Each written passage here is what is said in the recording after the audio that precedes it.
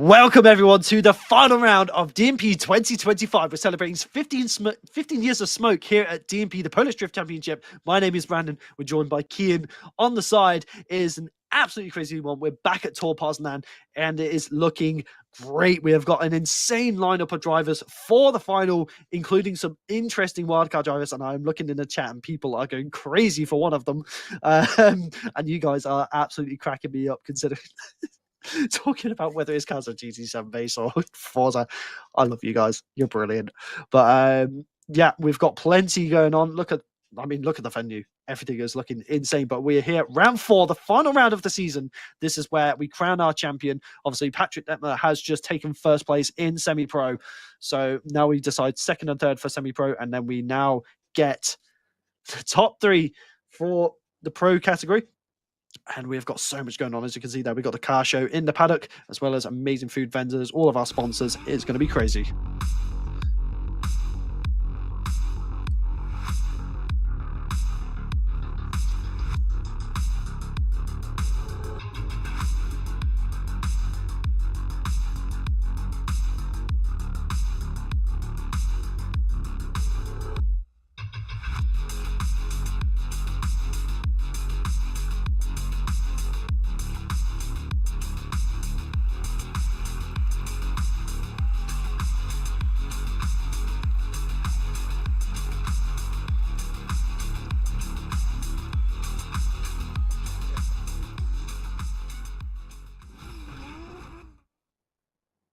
So we're going to be starting things off very shortly. As you can see there, we're just getting a nice view of everything going on. And I was saying in semi-pro, look at that gorgeous RX-8, wide-bodied RX-8. But here's our day schedule. So right now we are starting pro qualifying. And then in an hour's time, after pro qualifying is done for the first run, we'll be going into the paddock, letting spectators roam around and have a good chat with the drivers. And then we'll be moving on about 15 minutes later for the second run. So we are splitting between first and second runs. So we do have a bit of a break there.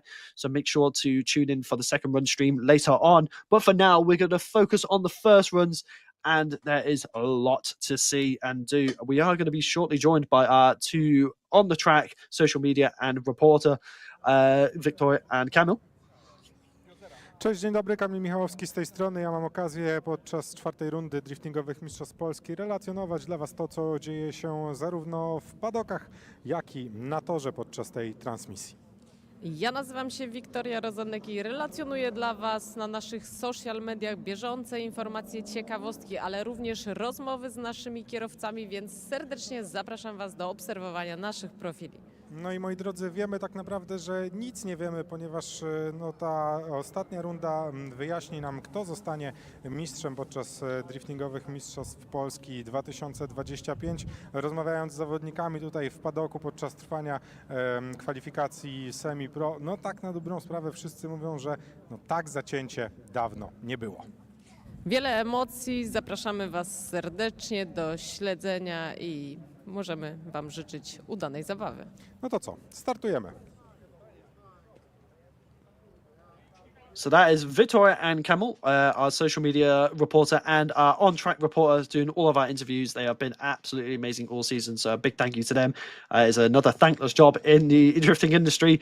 And as you can see there, Kian, it is going to be a crazy, crazy time. Yeah, looking at our driver standings here, we've got Mads Andersen leading the championship on 239 points, followed closely by Lukasz Tashemski and Jakub Kroll and Valery Shevelov. All of them drivers can win the championship here today, followed closely by Cooper Prysgonski.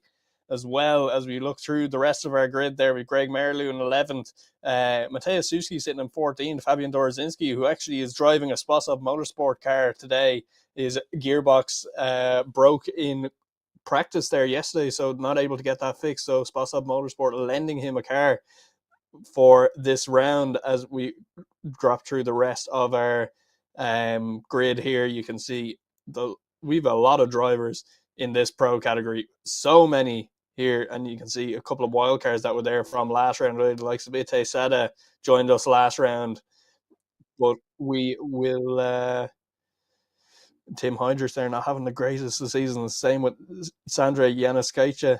But Brandon, run us through the track. So coming up it is going to be definitely an interesting one.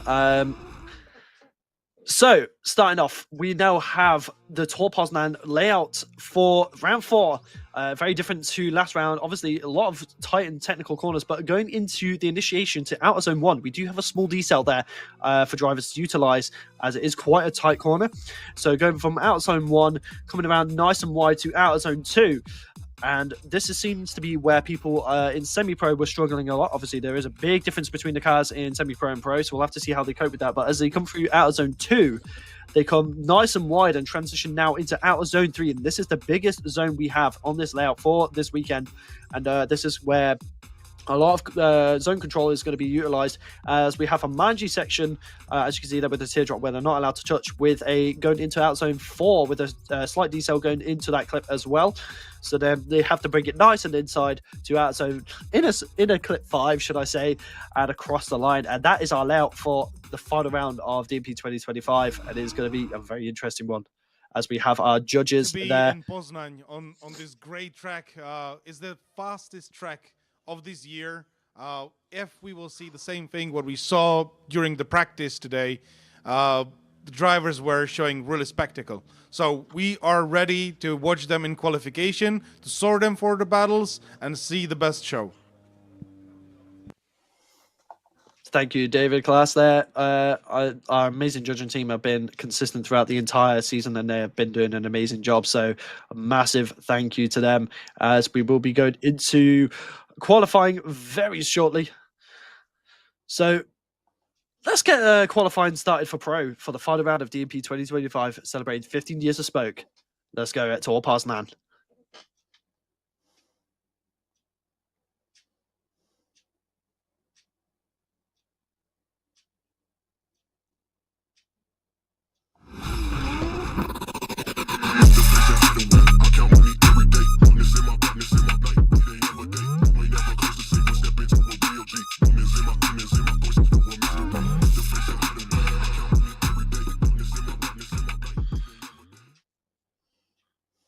So here we go. We are ready for our first runs, as we just wait for everyone to get to line, get prepped, as the start line marshal will be there. And it is our first driver. This is a crazy looking S14 with Artem in the driver's seat. 800 horsepower. Wait, it's an S13. So it's a 14 front end with a 13 chassis. That is something. So we'll have to see what he can do. The Ukrainian firing it out of the chicane now as the lights go green. Here we go. The first run of the final round of DP 2025 qualifying in pro. One of our wildcard drivers, nice through 1 to 2, but a little bit shallow there as he goes into 2. As you can see there, just struggling to get the car to kind of be stable as he comes through out zone 3, transitions through the Manji now into out zone 4. Little bit shallow once again, just trying to find the line. It's saying, I'm not too sure if there's an S13 or S14 now. It said S13 on the... Not too sure. I'm pretty sure it is an actual S14. I think the graphics is just trying to give me one last little hurrah. Yeah, absolutely. Let's have a look at this run now, Brandon. So Artem doing a very tidy job here through outer zone 1 and 2 as he transitions back to 3 here now. This is where we kind of start to see some of the little mistakes in the first run creeping in. First run of the qualifying day for these guys, so a little bit of a waiver halfway through outer zone 3 there as we transition back through the Manji section here and back towards outer zone 4. Very tidy through there as he comes across that little bit of green. Tarmac starts to shallow the line on the car to get into inner clip 5, maybe just a little bit deep there, coming through inner clip 5, and across the line goes Artem Kuzva in Definitely that S14. Oh, this one's going to be fun. These wildcard drivers are absolutely insane. I can't lie. It is very interesting to see some legendary cars. Obviously, this is Peter Vidsek's A90, piloted by Lucas, his spotter. So it's great to see him coming in as a wildcard for this round. And obviously, I can see you lot in the chat need to chill out. You thirsty boys. But Atom getting a 75.5 for his first run. So setting the standard. Obviously, he's still got a second run to go. So we'll have to see what he can do with that. Everyone's just simping over Benedict. As Lucas is in that gorgeous A90. Obviously, this is Peter Vincek's Watthouse A90. And he does train with Peter all the time with these cars. So he knows this car like it's the back of his hand. And obviously, the spotter coming in as a driver this time is going to be a very interesting one. And as here we go, flicking into outer zone 1. Very nice to start with. Lovely through outer zone 2. Transition across now in towards outer zone 3. Looking very tidy. Lots of control there, as he might have had a little bit of a wheel drop there as he comes around. Transitioning now into outer zone 4. Doing a lovely job. Keeping it nice and smooth. Big angle there going through inner clip 5. Lovely stuff there from Lucas. And I do believe Peter is actually his spotter for this event. So they have switched the roles as we look back on the run. So a nice initiation, a big initiation as he comes through from outer zone 1 to 2. Looking very tidy and concise. That car is just something else. And it's good to see him piloting it the way it should be. As you can see here, coming through outer zone 3, nice and controlled. Little bit of a bobble in some little places halfway through, but nothing too major. As he comes through the margin section, keeping it nice and middle in that section. Does come a little bit shallow coming out of outer zone 4, but it definitely could improve on that. And as he comes around to inner clip 5, he starts dialing on the angle and just powers through. And really good first run there. Obviously, I know he's going to be wanting to push for more, but we'll have to see what the judges say. As we await on the score, the Peng Simp Gang is just going crazy in the chat. But we'll have to see what the score is for Lucas there. Obviously, I had a quick chat with him and over DMs on Instagram, and he's definitely seems to be looking like he's looking forward to this. So we'll have to see what he gets. As you can see there, coming up into an 86. So good first run there from Lucas. So he's definitely got some room to improve, but that is a solid first run. So now we have Timo Lipski in another A90. So there's a lot of A90s coming around. Full carbon Kevlar A90 as well. The man from Ukraine. As he comes through the chicane now, setting off on the start line. Big initiation though, very aggressive. Big clutch kick initiation with a flick. Lovely stuff through outer zone 2. Could have been a bit deeper though as it comes through now out zone 3. This is looking nice and tidy. Lots of commitment, lots of speed. 118 kilometers an hour on the initiation. Look at that through out zone 4 as well. Looking really tidy. Lots of speed, lots of grip, and throughout inner clip 5. Incredible first run there. That was had a lot of impact. So we'll have to see what the judges think of that. As you can see, initiating in an amazing initiation. I do understand the power of the Icelandic goat. Thank you very much. As you can see here, going through out zone 3. Absolutely incredible driving here from the Ukrainian in this, I've got to say, a full naked carbon Kevlar A90 is just, it does something to me mentally. I love it. Lots of commitment through 4 there, which is what we like to see, and it sets them up beautifully for inner clip 5. And does an amazing job of collecting that. Maybe could have been a bit deeper, to be fair, but I'm not a judge, so we'll have to see what they score it. As we just wait on that, we do have Benedict on the line, Mr. Peng himself, and this is a man who has done a lot of sim training with Jakub Poznań and also with his team Excite and Team Hashira in the simulator, and they have been putting tireless work into preparing for this moment. I have done some driving with him myself. Timo getting a 90 for his first run, putting him in first position, and that is going to be a great first run there. Obviously, he's got some room to improve, but here we go, the Icelandic machine himself. We have Benedict coming in for his first run, one of our wildcats. This is one of the craziest things, seeing one of my boys come from the sim to real life. So now, Jakub Poznań spotter, Benedict coming in. Let's see what Peng can do as he transitions into the initiation. Lovely stuff so far. Oh, just a bit shallow though on outer zone 2. Manages to get nice and deep coming into outer zone 3. Oh, just almost getting a dirt drop there, but manages to hold it as he comes around now through the managing section. Lots of commitment, a little handbrake dab there, all into 4, but does check up on the angle and does pull in a bit too much. So potentially just nerves coming into play here, as obviously this is his actual first competition as well. So it's definitely going to be... It's not an easy thing to do, to come from being a spotter, coming from the sim, and then going into your first competition in such a high standard is definitely nerve-wracking. As you can see there from 2, he was very shallow, but he managed to make it work. But he will get deducted for the wheel drops as well. As I was saying, in semi-pro, the judges are going to be deducting -4 or more for wheel drops, so it can harm your score quite a bit. But we'll have to see what the judges think. As you can see here, he just gets a bit too much angle and does pull him inside, and he's rubbing that rumble. So hopefully he can shake the nerves and come back into second run a lot stronger, as we all know he can drive. Like, I mean, all of us who have done practice with him and done training in the sim for extended physics, we all know he has got the ability. But it's a 63.5, which puts him in 4th place. But unfortunately, definitely not the best first run. Very scrappy, but obviously he's still got a second run to play for. So now he's just got to lock in and get ready for the second, as we had David Spotop on the line, 920 horsepower in that S15. The owner of Spotop Motorsport finally coming in, and this is going to be an interesting one, Kian.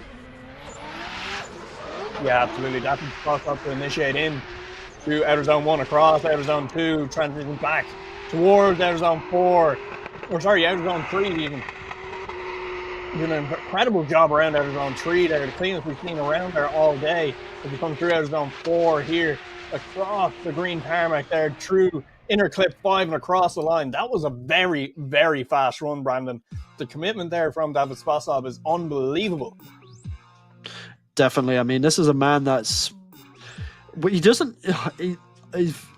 appear often, but when he does, he throws down, and that's what we like to see. This is someone who wants to shake things up, and he's definitely showing that in his driving today. As we can see, just really running the outside line, very precise as well. So we'll have to see what he gets scored, but obviously matching with Magdalena and his other teammates in semi-pro with the car, but obviously this one's just being a bit of a different flair, his own style. I mean, but amazing stuff. All the cars, those S15s, he's got them figured out. He knows how they work. He knows how to set them up tire to tire as well. Obviously, the semi-pro guys on a different tire to the pro, so the difference in setup will be huge. But he's been driving this car for years. Like we saw him in the PG Narodowe event there for Drift Masters, the final of Drift Masters not too long ago. And he did quite good. He ended up getting engaged at that event as well, which big congratulations to the pair. Oh, it was David, wasn't it? It was, yeah. So big congratulations to them as we wait for the scores to drop in for David Spotop, and it does drop in. It's a 97 on the board for David Spotop. What a first run. He is here to prove a point. He knows, look, I have been here all year. I'm just going to come in, mix up everything for you guys. You know, championship, who's championship? He is here to prove a point here today that he's still one of the best in Poland. As we move it back to the line, Brandon. Yeah, so I have Michal in this crazy-looking BMW. There's a lot going on with it, that's for sure, as he flicks in now to out of zone 1. Could have been a bit more aggressive, and it doesn't set him up for out zone 2, unfortunately, and he is completely gripped up and missing a lot of these zones. Now goes too deep. This is a very scrappy run here, unfortunately, but does slightly manage to get back online. And I think, yeah, his car just doesn't have it to finish the run. And to be fair, if he had committed to the rest of that, it could have been a bit of a sketchy one. So, yeah, unfortunately, obviously, first run nerves can really hit. And obviously, we've competed ourselves. We know all about that. So it's not a fun time when that takes you over, especially when you're in a car with this much grip and this much power. It's scary. So big shout out to all the drivers who still have the mettle and the nerve to cope under pressure. Yeah, not really. That last clip there, I think the judges be penalising him heavy for Michał Wojcik there. Unfortunately, that Czech Republic driver, that is very deep through there. His rear wheels are actually in the inner clips, so not ideal there, as we have Konstantin Sharenko on the line waiting, as we do get a score for Michał Wojcik, and it is a 44 on the board for him. So we will move back to the line where we do have Konstantin Sharenko in that GT86 there, the Trinity Motorsport driver. I believe Amanda Sorensen was driving this car I think so. PG Narodowe as well. So a lot of Drift Masters cars here today. So we will get Konstantin to lead the line as he punts a few cones out of the way, initiates into outer zone 1, brings that GT86 around to outer zone 2, transitions back towards outer zone 3 here, just outside of outer zone 3, not doing exactly what he would have wanted there. Does get out to it eventually as he transitions through the Manji section towards outer zone 4 here. Powers that GT86 through inner clip 5 and across the line. Just that outer zone there, not having a fun time there is Konstantin Sharenko. As we have a replay here, we can see, let's see what happened here. As we get the view for outer zone 3, you can see he's locking the rear wheels there. He's in shallow. He might have just put the power down a little bit too early there, just brought him that little bit further into track. And from here on, it's kind of back on a good line, and he doesn't really have to do a huge amount. But yeah, the judges will definitely penalise him there for missing the first half of that outer zone 3. That is one of the biggest scoring points on the track. So the judges want to see drivers filling that zone properly from the get-go, getting in there nice and early and filling that zone the full way to the end of it, and then getting into that Manji section. So we will wait for the score to drop in from the judges for Konstantin Sharenko, as Tim Heidrich sits on the line there underneath the modal inflatable, as we do get our score, and as a 70-point run for Konstantin Sharenko drops him in to 5th position. As we go to the line, we have the Mercedes SL of Tim Heidrich, the German driver, getting hyped up in the cockpit there. Hasn't had the most ideal season, 515 horsepower in this car. I believe the lowest horsepower car on the grid is Tim Heidrich, as we get the lights going green here now as he leaves the start line chicane, starts to power that Mercedes down towards the flick entry of outer zone 1, gets through outer zone 1 cleanly, just about shallows up on outer zone 2, coming around to outer zone 3 here, nice and wide, a bit too wide here for Tim Heidrich as he gets back on track through the Manji section here, transitions back towards outer zone 4, brings the car nose it down towards inner clip 5 and across the line, doing not a very good job there, unfortunately, for Tim Heidrich. Not what he would have liked. Having an absolute nightmare with this car, it seems to be, for Tim, unfortunately.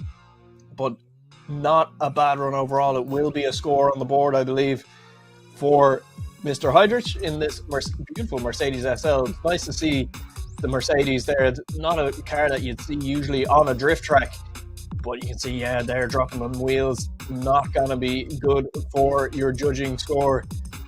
As it goes very wide there in that Manji section. A lot of guys trying to stay mid-track between the cones and the edge of the track there. But Tim going very wide there towards the edge of the track, as he does make it through the rest of the course here quite cleanly on a lot of angle there coming through. There's inner clip 5 and the finish line. So we will wait and see what the judges think and what their scores drop in and what they end up being. Tim Heidrich is currently sitting quite low in the championship. It's the 61.5 for Tim Heidrich, drops him into 7th position so far. As we go back to the line, we have Michael Hamby on the line in the Nissan S14, the Swedish driver, looking to get a decent qualifying score here. Again, these are in reverse order of the championship. So we started with our wildcard drivers who have no championship points, and now we're into our championship drivers for the season. So Michael Hamby have been here all 4 rounds as he's flick that S14 down towards outer zone 1. Oh, a little bit of a wave there from 1 to 2. Drops the wheel just after outer zone 2 as he comes around outer zone 3. Looking like he might drop wheels and just manages to save it there on outer zone 3. Filling that zone very nicely as he transitions through the managing section here. Oh, just shallows off before outer zone 4 and comes down into outer zone 5 and across the line. A very, very scrappy run there from Mikael Hamwi, the Swedish driver. Maybe having some issues with that car. It looks very skittish at the moment. You can see that little bit of a waver from 1 to 2 there. As we transition back here now towards outer zone 3, you can see he's flirting with the edge of the track there. I think he did actually just drop half a wheel across the edge of the track, but doing a very tidy job other than that as he gets back on track. When he transitions back here now though, in this Manji section, transitions back towards outer zone 4, you can see there's just this little bit of a straight and a bit of a waver there. Ends up missing outer zone 4 and down into inner clip 5 goes Hamwi. So we will see. The judges probably not going to like that run. It will be a score on the board, but I don't think it'll be a very high one, unfortunately, for Mikael. As we get a nice drone shot of the track here in Poznań. If you're in attendance at Poznań, do be sure to head down to the trade stands in the paddock area. Go have a look at some of the trade stands and stuff like that. The speed games is also in full force out the back of the track there, so do go have a look at that if you're in attendance. And it's a 53.5 for Mikael Hamwi. Drops him into 8th position. He will want to better that score on his second run. As we move it back to the line, we do have Jacek Olnik on the line, that E92 BMW, 715 horsepower under the bonnet of this E92. As the lights go green, he will leave the start line chicane and pedal that E92 down towards outer zone 1, around outer zone 2, just missing outer zone 2 as he brings it towards outer zone 3, and very shallow here. Outer zone 3 does manage to grab the end of it there as he transitions very late back towards the managing section. Through outer zone 4 he goes and down into inner clip 5. Not a very good second half of that run, unfortunately, for Jacek. As we'll break this down here, decent entry there, a little bit less angle than some of the other guys as he comes through, but doesn't really set him up well for that outer zone 2. As he transitions back here to outer zone 3, you can just see he's very shallow there. Does manage to get the car back up onto the right line, but that does force him to transition very late here, and he is nearly clipping them cones there in that teardrop section. As he comes through outer zone 4, does manage to run the white line there, paints it black with his tires as he comes through inner clip 5 and across the line. He will want to clean that up for his second run as we wait for the judges to give some scores. Big shout out to all our sponsors here at DMP. We've got Motul, we've got Tiski00, we've got Merlo, we've got Toolmex Truck, Red Bull, we've just to name a few. Lots and lots of sponsors. Kebs as well, supporting us as well, I believe. A lot of sponsors. Thank God for them, because we would not have this championship without them. As we do get a score for Jacek, and it is a 75.5, drops him into 5th position so far. As we go back to the line here now, we have Krzysztof Pawlanka in that Sposob S15. We've already seen one Sposob S15 of David Sposob earlier on in qualifying, and we will see another one later on as well, I believe. Fabian Dorzinski driving one this round as well, as a transmission failure for him, but we will get the Sposob S15 initiating just missing clip there as he transitions around towards outer zone 3, just overcooking it there as he transitions back through the managing section here, just shallowing off before outer zone 4. Krzysztof Pawlanka not really doing a tidy job there. Maybe guys struggling with the grip levels on the track. Not ideal at all. Let's break this down again. So initiation was very tentative there from Pawlanka as he initiates through, and you can see how that sets him up for outer zone 2. Well, it just doesn't as he comes around to outer zone 3. Gets up into outer zone 3 about halfway through, but does drop tires, and you can see here nearly over rotates the car as he comes before the Manji section, and then transitions back here now towards outer zone 4 just a little bit of a waver there, a bit of a straighten, maybe something there on track grip level wise, not playing ball. There's a few people wavering there, so does get up onto the inside of the track there. The judges will be marking down on that, so we will see what happens here for Krzysztof Pawlanka. And we wait for the judges to drop in their scores. And we do get a qualifying score, and it is a 0, unfortunately, for Krzysztof Pawlanka. That will mean that he has everything to do on a second run there, unfortunately for him. As we move it back to the line, Matthias Drusden in that E46. Running them Extreme Tires. Big shout out to Extreme Tires as well, and they made the prize pool a little bit bigger for the championship for us, so big thank you to them as well, another sponsor, as they initiate into outer zone 1 there. Transition coming up here to outer zone 3, 101 kilometers an hour on the radar there as an entry speed. Unbelievable stuff there from the E46 driver, as we transition back now down to outer zone 4, down towards outer zone, inner clip 5, and just getting it a little bit wrong there, going a little bit wider. So we will go back, and as we have Tristan Matthias there, that M104, I believe. No, not M104, it's an E46 as we come towards outer zone 3 here. Just a little bit shallow starts off, but then does manage to get it back onto that outside line very, very nicely. So transitions back here through the outer zones here. Transition through outer zone 4 here, does do a tidy job, but this is where we see it kind of going a little bit weird.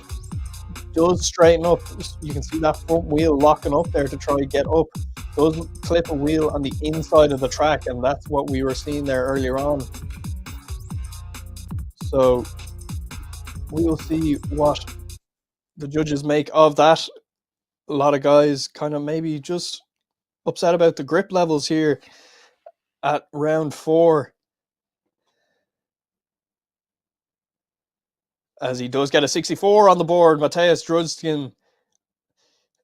And we will move it back to the line here. We have Peter Stansek on the line, BMW E82, a 1 Series, the Polish driver, getting ready to send it down that first straight as we get the marshals giving the thumbs up, gets the lights on, and they go green. So Piotr Stansek will send it down out of the start line chicane, and back there into outer zone 1. Bring around to outer zone 2 now as he transitions back now towards outer zone 3, gets it on that nice wide angle, plenty of angle there as he leaves the zone a little bit early. He's transitioned through the laundry section to outer zone 4, does a very tidy job there on the decel, gets into outer zone, inner clip 5 and across the line. Very, very tidy run there from Peter Stansek. You see the initiation a little bit late there, maybe. Judges might penalise on that as you come around to outer zone 3 here. You can see, look at the amount of angle and the nice wide line there. Unbelievable. So does manage have to leave it a little bit early than he would have liked.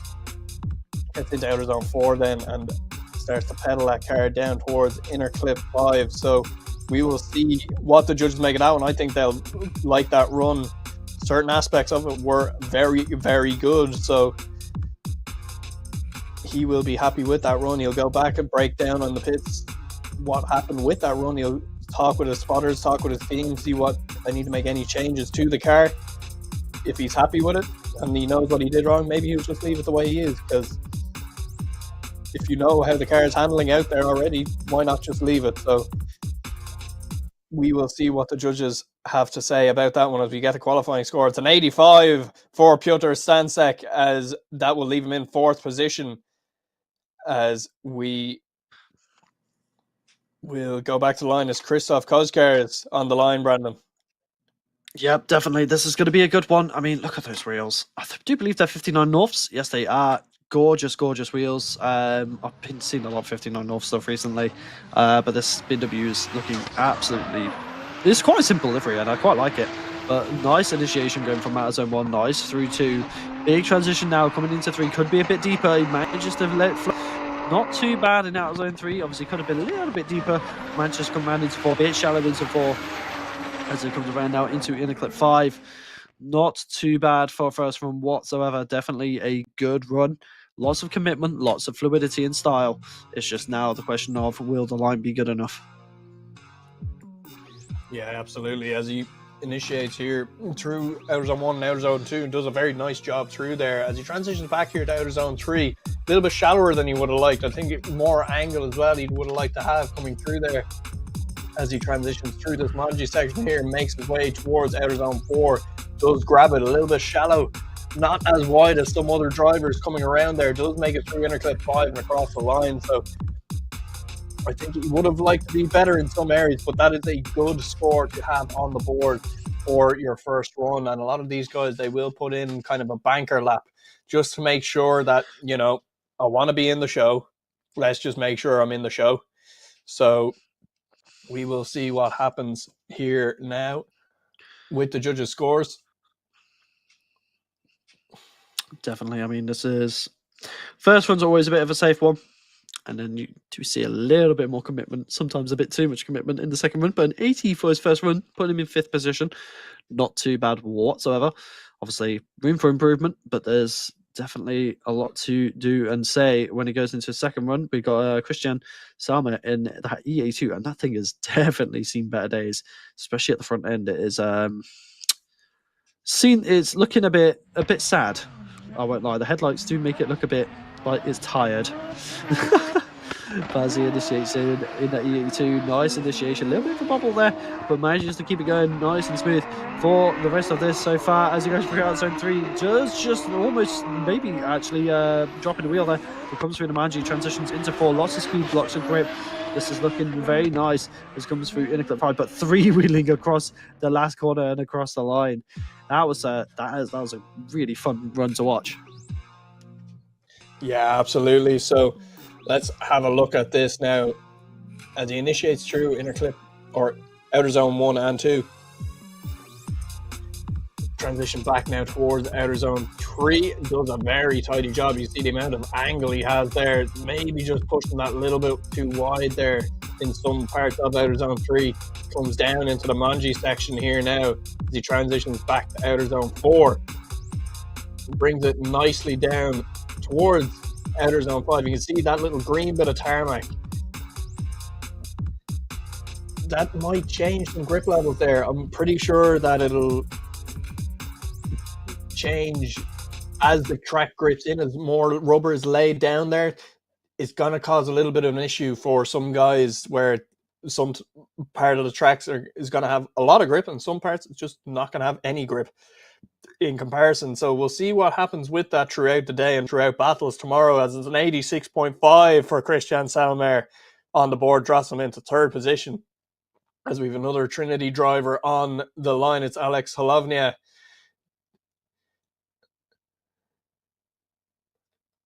As we wait for the lights to go green for him.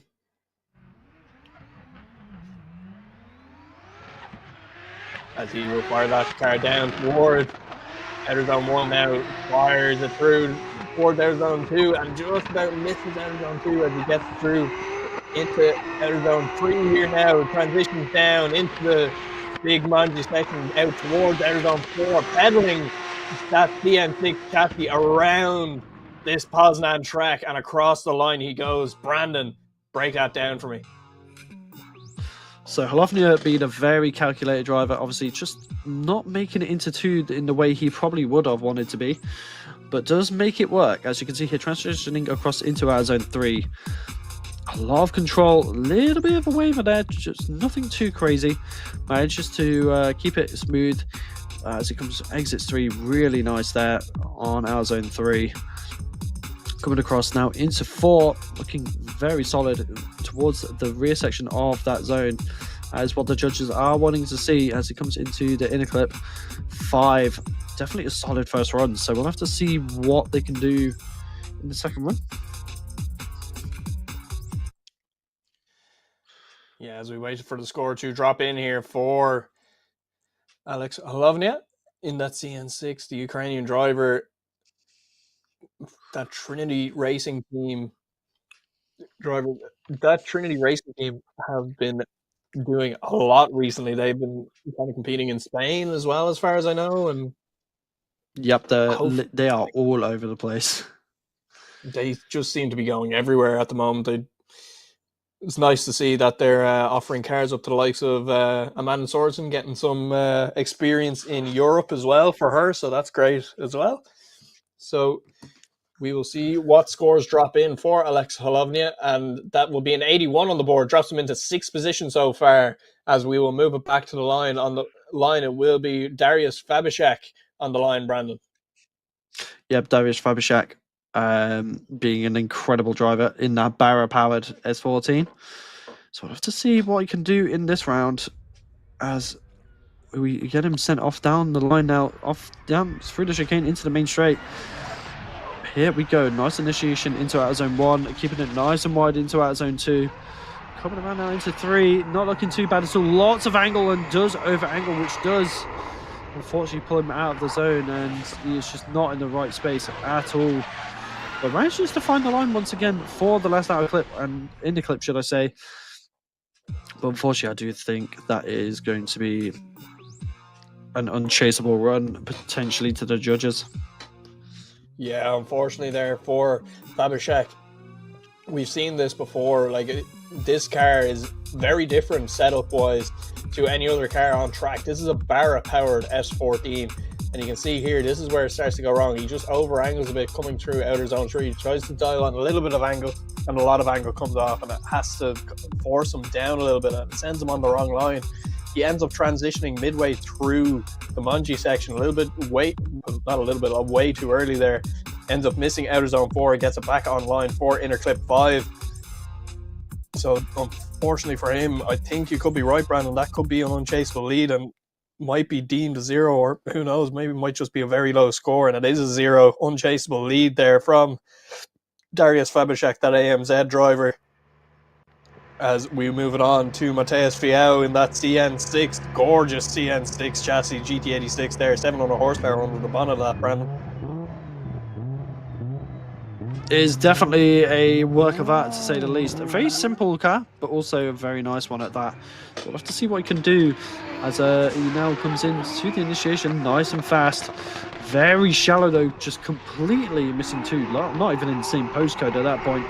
As he comes around through out of Z3, pulling up and out a bit too early, and it does look like this car's got a bit too much grip for its own good, coming across the grass as well. And I do think, unfortunately, this car is just too gripped up. Yeah, there's a lot of grip in this car. You can see coming through there, outer zone 1 completely misses outer zone 2, goes straight to the inside of the track and dials on a lot of angle here through outer zone 3, but then that again coming through here drops him out of the zone a bit too early as he transitions here in the Manji section, right in where the judges want him. But then as he comes through to outer zone 4, just powers up that little bit too early and forces himself down out of outer zone 4 and down into the grass, and missing outer zone 5 completely as well, on the wrong side of outer zone 5, or inner clip 5, even on the inside of inner clip 5, the whole car. So not ideal there for Mateus Fiau, and we will see what the judges make of that. I think we could be looking at another 0 maybe, but otherwise a very, very low score, as we see the airport there of Poznań in the background of this lovely, lovely track here. I think this is such a cool venue. Airport in the background, you got drift cars. Imagine flying in, you just see a load of drift cars on your way on your holidays. That would be something, wouldn't it? Brandon, this is making more sense if we just fly to Poznań tonight. Yeah, to be fair. We just have to walk to the track. Yeah, not even that, to be fair. We could literally get the shuttle straight to the track. Just go to the shuttle driver and just be like, right, there's a track there. That's where we're going. Sound. Cheers, mate. Is a couple of hundreds Zlotny. I don't know how much that is. Mateus Fiau though with a 61.5, putting him in 14th. So definitely not the best place to be in score wise, but he has got room to improve. as we move back to the line, we do have Michael Reichardt in that E36. Crazy wheels. Once again, 59 Norths. So let's see what it can do as it screams leaving the line. Coming in now into out zone 1. Lovely stuff as he comes perfect through out zone 2. 108 kilometers an hour on the entry. But look at this control just dropping there at the end though as he comes around. The commentator's curse came in a bit there, but lovely through 4. Could have been a little bit deeper. Hits a little bit of a bump and then comes through into clip 5. Definitely a lot of impact in that run. Yeah, absolutely. I think the style points are going to be off the charts here. The fluidity in this run was unbelievable. Like, there wasn't a waver really anywhere through the run. He's just so consistent with his angle. He put the car on angle, left it there, let the car do its thing, and just carried the momentum around the track, which is seeming to be what you need to do. Like you said, 108 kilometers an hour on the radar there coming through initiation. So momentum here. David Glass is even saying that this is the fastest track on the calendar, and you can clearly see that with the amount of power these guys have. Look at the amount of smoke leaving the back of the cars. There's never a break in the smoke trail. These guys are just hell for leather all the time. They have max throttle throughout this whole course, and Michael Reichardt doing a very nice job there. So we will see what the judges make of that. I expect the style points to be quite high here in the breakdown of this, and yeah, look at that. Style points 28 out of 30 there. 95.5 on the board drops them into second position, and I know that's second position, 95.5, but we did have that 97 point run earlier on. So we will see what happens here for Christoph Jozwiak here on the M2 BMW.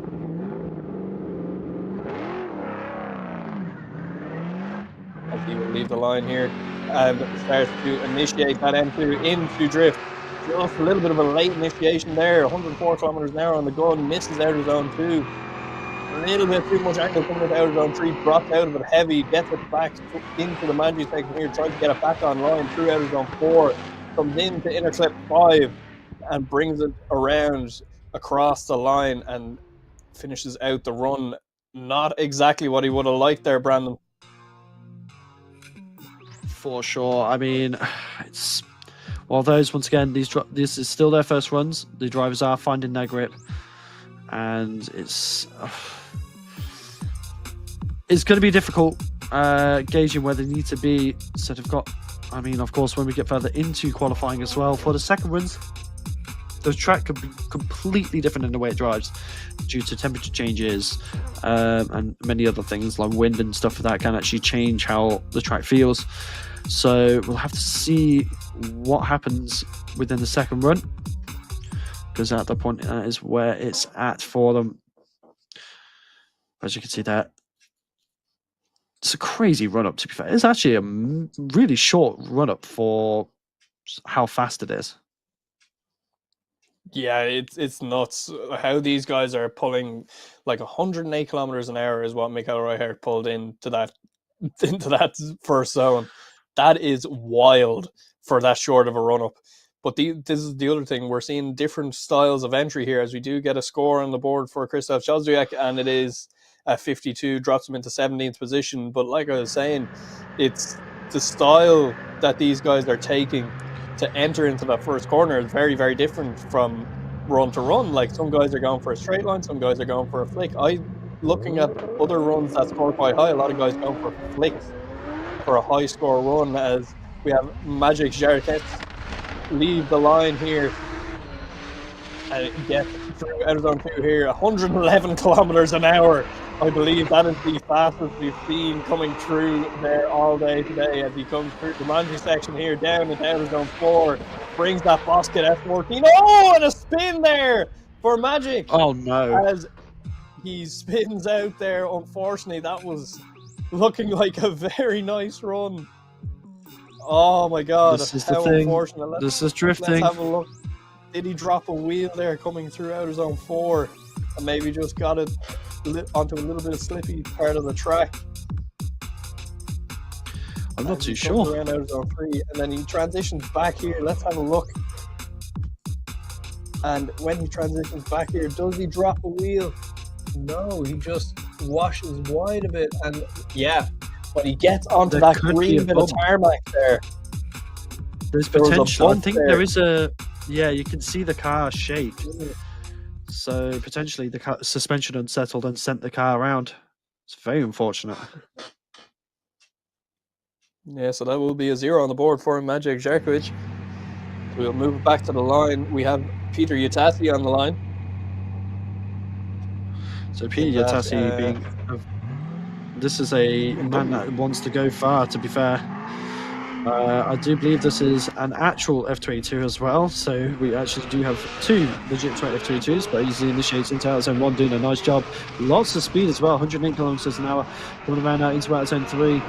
Going nice and deep, and do pull out a little bit, but Magic there. It's coming around out into out zone 4. Not looking too bad whatsoever. There's the bump, you can see it. It definitely unsettles the car as he comes through inner clip 5 and across the line. It's definitely not an easy track to do.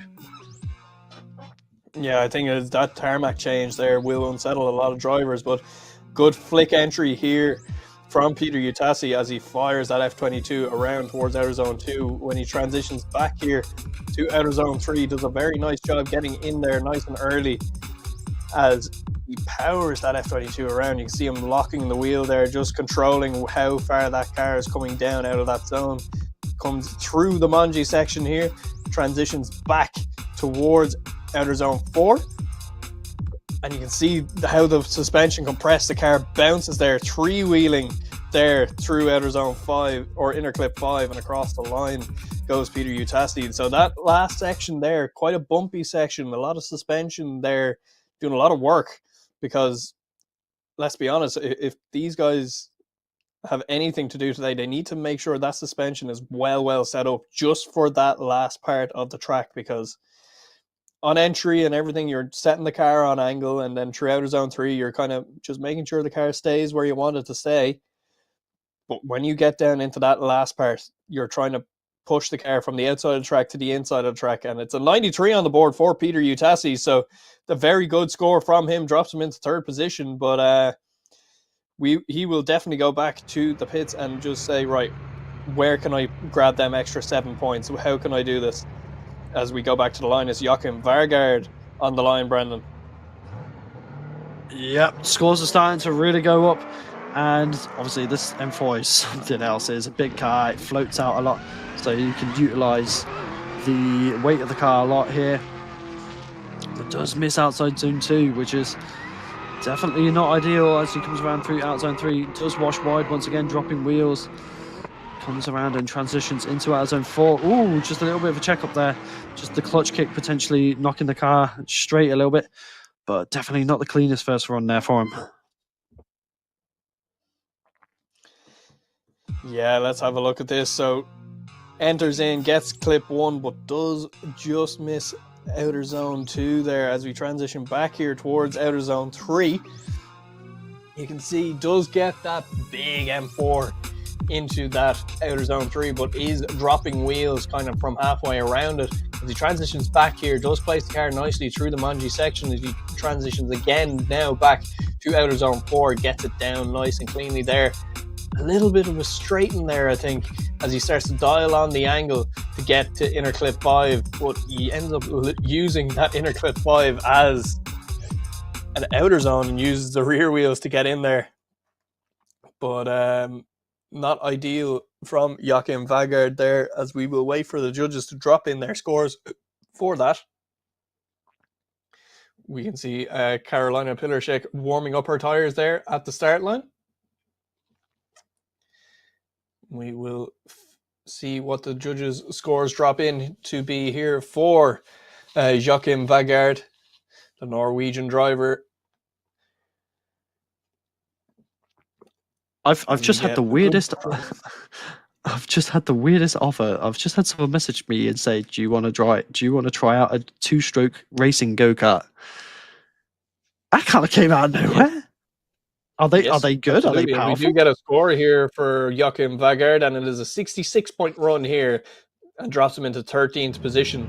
As we do go back to the line, it's Carolina Pilarczyk on the line there, playing a bit of boxing in the cockpit there, gives a bit of a love heart thumbs up, gets ready to lock in and drive that S15 down to straight. That T-Mobile sponsored driver gets the green light to head down the track here, flicks that car down, lock the wheel spin there, coming up the straight as she comes through outer zone 2, hits limiter in that V8 S15, gets around outer zone 2. Oh, bit of a waiver there from Carolina. She's transitioned back here through the middle of the track around to outer zone 4 and gets that S15 worked down to inner clip 5 and across the line, doing a very tidy job, very fast and smoky run there, Brandon.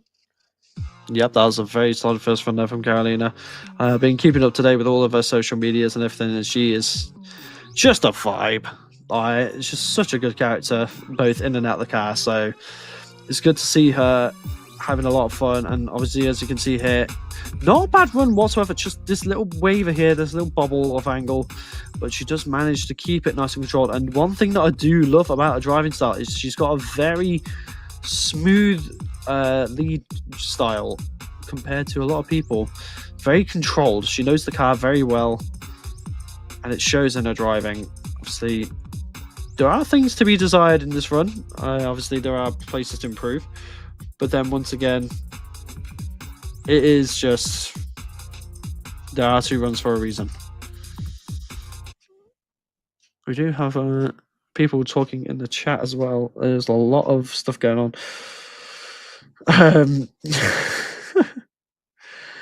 Everyone's just been talking about how it's hilarious. As soon as someone from the sim community comes into drifting, everyone talks about custom shaders and what car pack it is. It's we love it. We love it. Sim humor. But yeah, we do have our next driver at the line. I do believe we're just waiting on Carolina's score for her first run. I do believe I've just seen a comment in the live stream in the chat saying leaderboard link ? I do believe. Oh, and there's an 82 for Carolina there. So good first run. Obviously, still some improvements to be made. But obviously, if you want to find the live data for the results, there is further up in the chat. I do believe we can get a mod to come and add that in, so you can click that and have a look. We have Kristen Erlinson now from Sweden. 1,038 horsepower GTA 6 or BRZ as it is. Nice initiation, bit of a late flick as well, but manages to make it work as he comes around now from out of zone 2 to out of zone 3. A little bit of left up brake just to settle the car into out of zone 3. Not too shabby at all so far. Erlinson doing a good job as he comes through 4, nice and deep.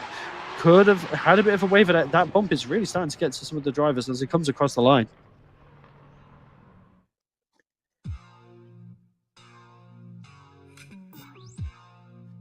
As we look at the replay here, Christian Erlinson initiates into outer zone 1 and then works his way around to outer zone 2, doing a very tidy job here as he transitions back towards outer zone 3. Little bit shallow there, but does manage to work it up a little bit more. You can see that foot brake going to work there as he brings it up onto that outside line of outer zone 3, comes through the Manji section here and back down into outer zone 4, working that CN6 chassis down and hits that bump. You can see it there. Jeez, bottoming out there is Christian Erlinson as he comes across inner clip 5 and across the line, doing a very tidy job. And we will wait for the judges to drop in that score for Christian Erlinson, the man who did do a couple of seasons of Drift Masters, I believe. Yes, he did. A little while back. He's we're going to have some showman stuff now, Brandon, as well, I think. Yes, we are. Kristen Erlinson's also going over to Riga next weekend for the FI IDC as well. So I'll be going and seeing him in person. Have a chat with him and just be like, what's it like in Sweden and all that? But Kristen Erlinson getting an 86.5 for his first run, so 5th position. But we've got a little special treat now coming up, and it is none other than the Stick himself coming up and having a little driving the Ferrari here. As you can see, he's going to do a hot lap of our track. So, yep, this is Mr. Ben Collins, the Stig himself. This is the man who is well known for being in top gear as the stick, and he is an incredible driver. So here we go. Let's see what he can do. So let's just enjoy the soundtrack of the V12 as well. Obviously, this man is a very experienced grip driver.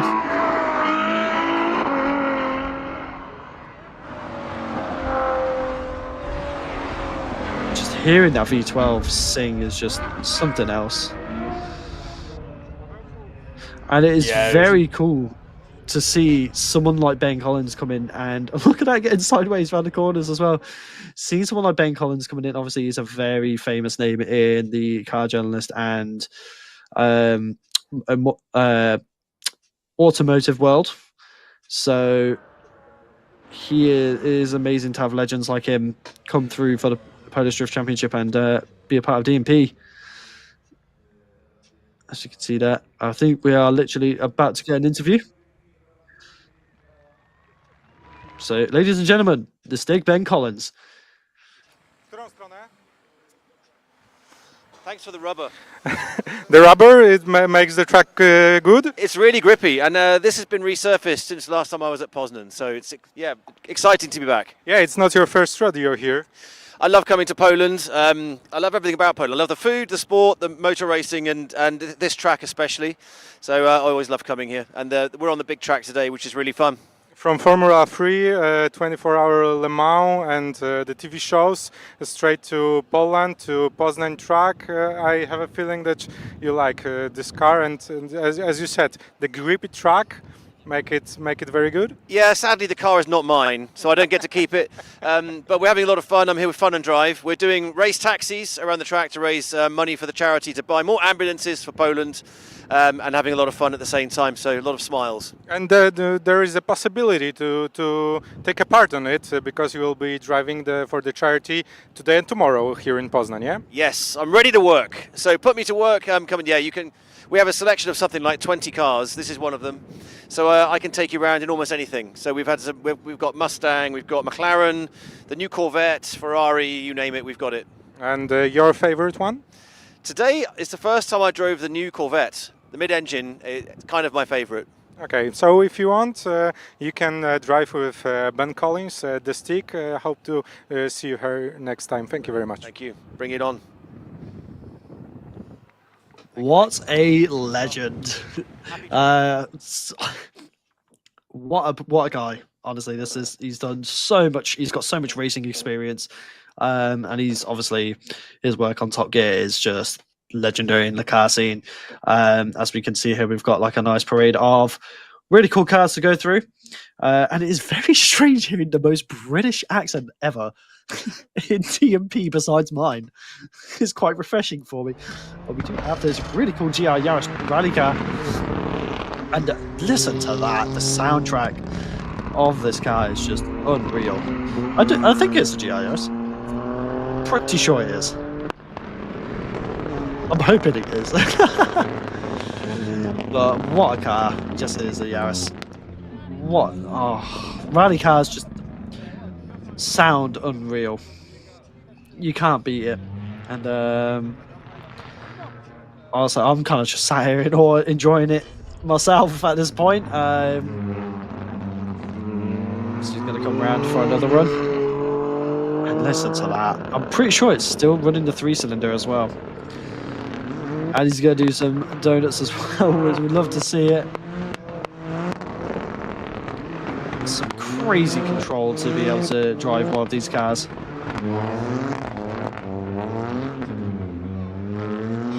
What a car, what a driver. Lovely, lovely stuff. As you can see there, does look quite young actually. Kid, is this a child? It is a child. That is a child. Wow. Incredible. You'd think that is a grown man, but no, well, to be honest, with the way he drove, he is a grown man. In my eyes, he is a grown man. That is talent. This just goes to show, though. Junior on the side of there, is that? Maybe I'm reading into things here, but is that a relation of Daniel Pelican? I am not too sure, but Oh, this is a very tidy looking 46. Very hot boy. Oh, we've got a team. I do believe these are teammates, actually, 2 team drivers.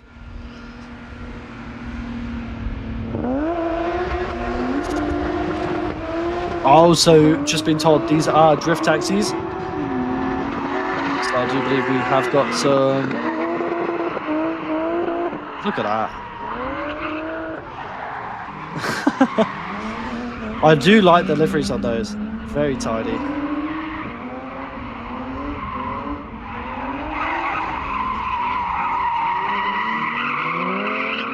Just two dudes in two cars having a great time. Ooh, dropping a bit there. Whoa.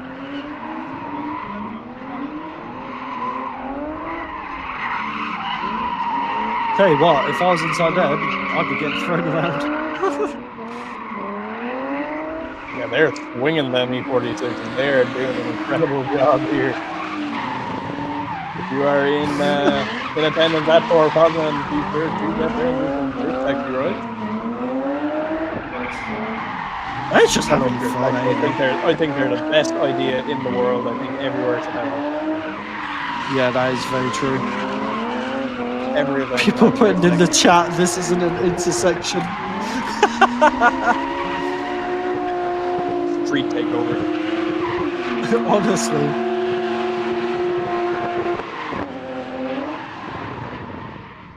Yeah, so we do have the drift taxis here all weekend. So if you want to go and experience some drifting while you're over there, you can.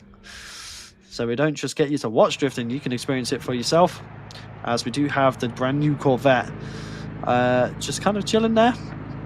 He's looking ready to go. He's eager. Oh, listen to that. I've never really listened to the C8. I won't lie, I'm kind of a fan. They're very nice. I'm a big fan of They them. are. That field in the US built one for drifting. Possibly be using that for a drift next year. So be very interesting to see how a rear engine car would work in drifting. As you see a lovely 370Z there as well. I mean, you got Federico in the Ferrari. That's front engine, I believe. Is it? Oh yeah, it is. I think so. Usually Ferraris. Yeah, so mid-engine. I think, as far as I know, it'll be the first rear-engine competitive drift car. So that'll be very exciting to see. So I guarantee you, someone out there is going to try and prove you wrong. Someone in the chat is going to pull up. Oh, they will. Yeah, 100%, 100%. I'm seeing somebody in the chat said 0 failed to initiate there. So yeah, that will be a 0 on the board for both drivers. So unfortunately, they will not be progressing to top 32 tomorrow. Do like I'm a bit Kuba strange Król like z nami. Cześć Kuba. Cześć, witam, hej. Czy ty coś wiesz w takim razie, skoro nikt nic nie wie? Ja wiem, że padło mi sprzęgło, więc jesteśmy w plecy. Pierwszą sesję treningową dzisiaj, w sumie jedyną.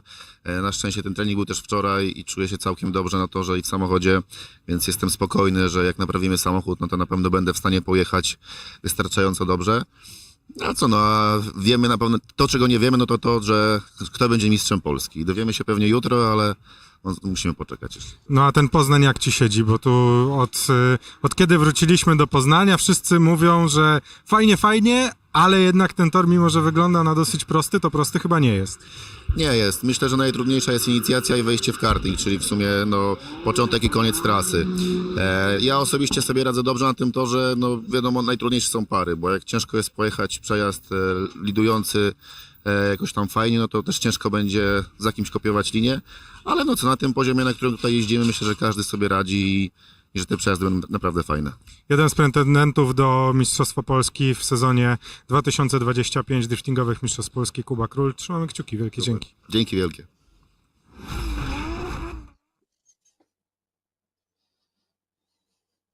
So there we have it. A little interview there with Jakub Kroll. As you can see there, we do have Jakub Śląski's GR86. Obviously, that's Benedict's. Usually, oh god, it's so weird. I love it. Benedict is usually Jakob's spotter, so it's so cool that they're driving very similar cars and competing against each other this weekend. It is a really good way to finish off the season. So we're going to have another little interview. And, oh God, it's such a cool car. God, I love Brzezinski's craftsmanship as both a driver, a very accomplished driver in motorsport overall. And now taking the world of drifting by storm. Obviously, with one of probably the coolest cars in the Polish grid. Very precise driver as well. As we get a quick look at the car show. And honestly, a thank you to everyone who's come to spectate, both via the YouTube stream and in real life. As we just get a quick look at things as we get the next drivers prepped and ready to go.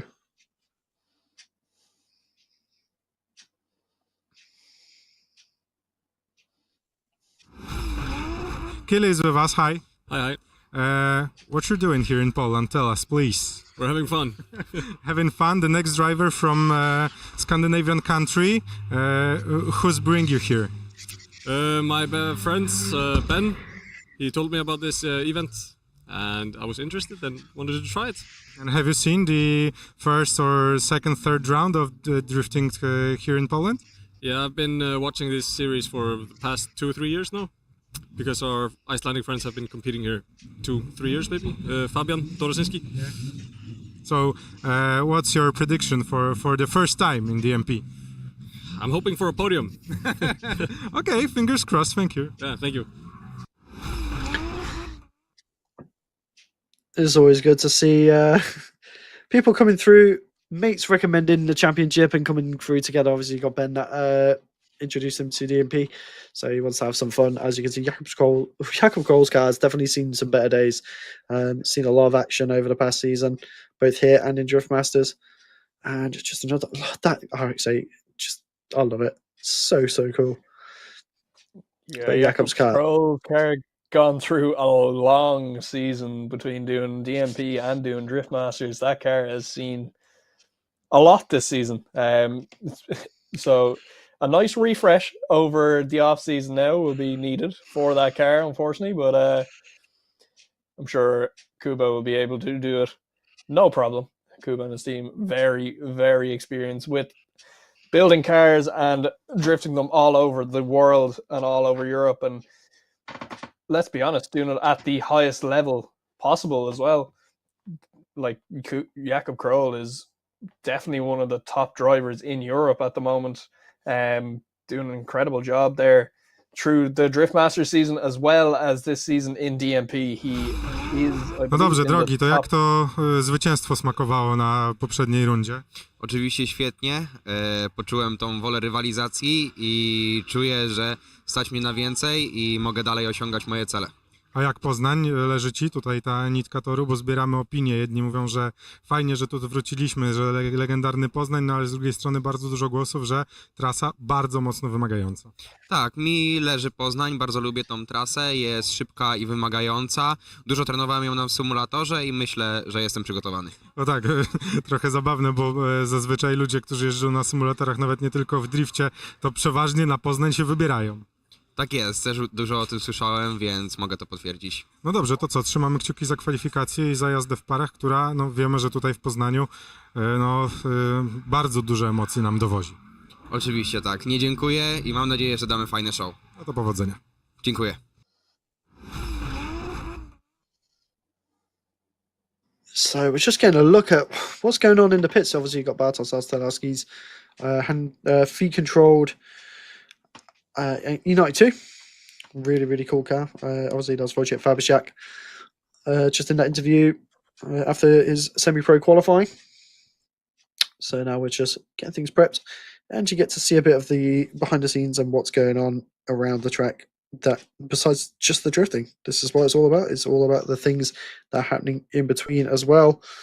As you can see, the show is just absolutely stacked full of cars and people. And I've got that 86 is so nice.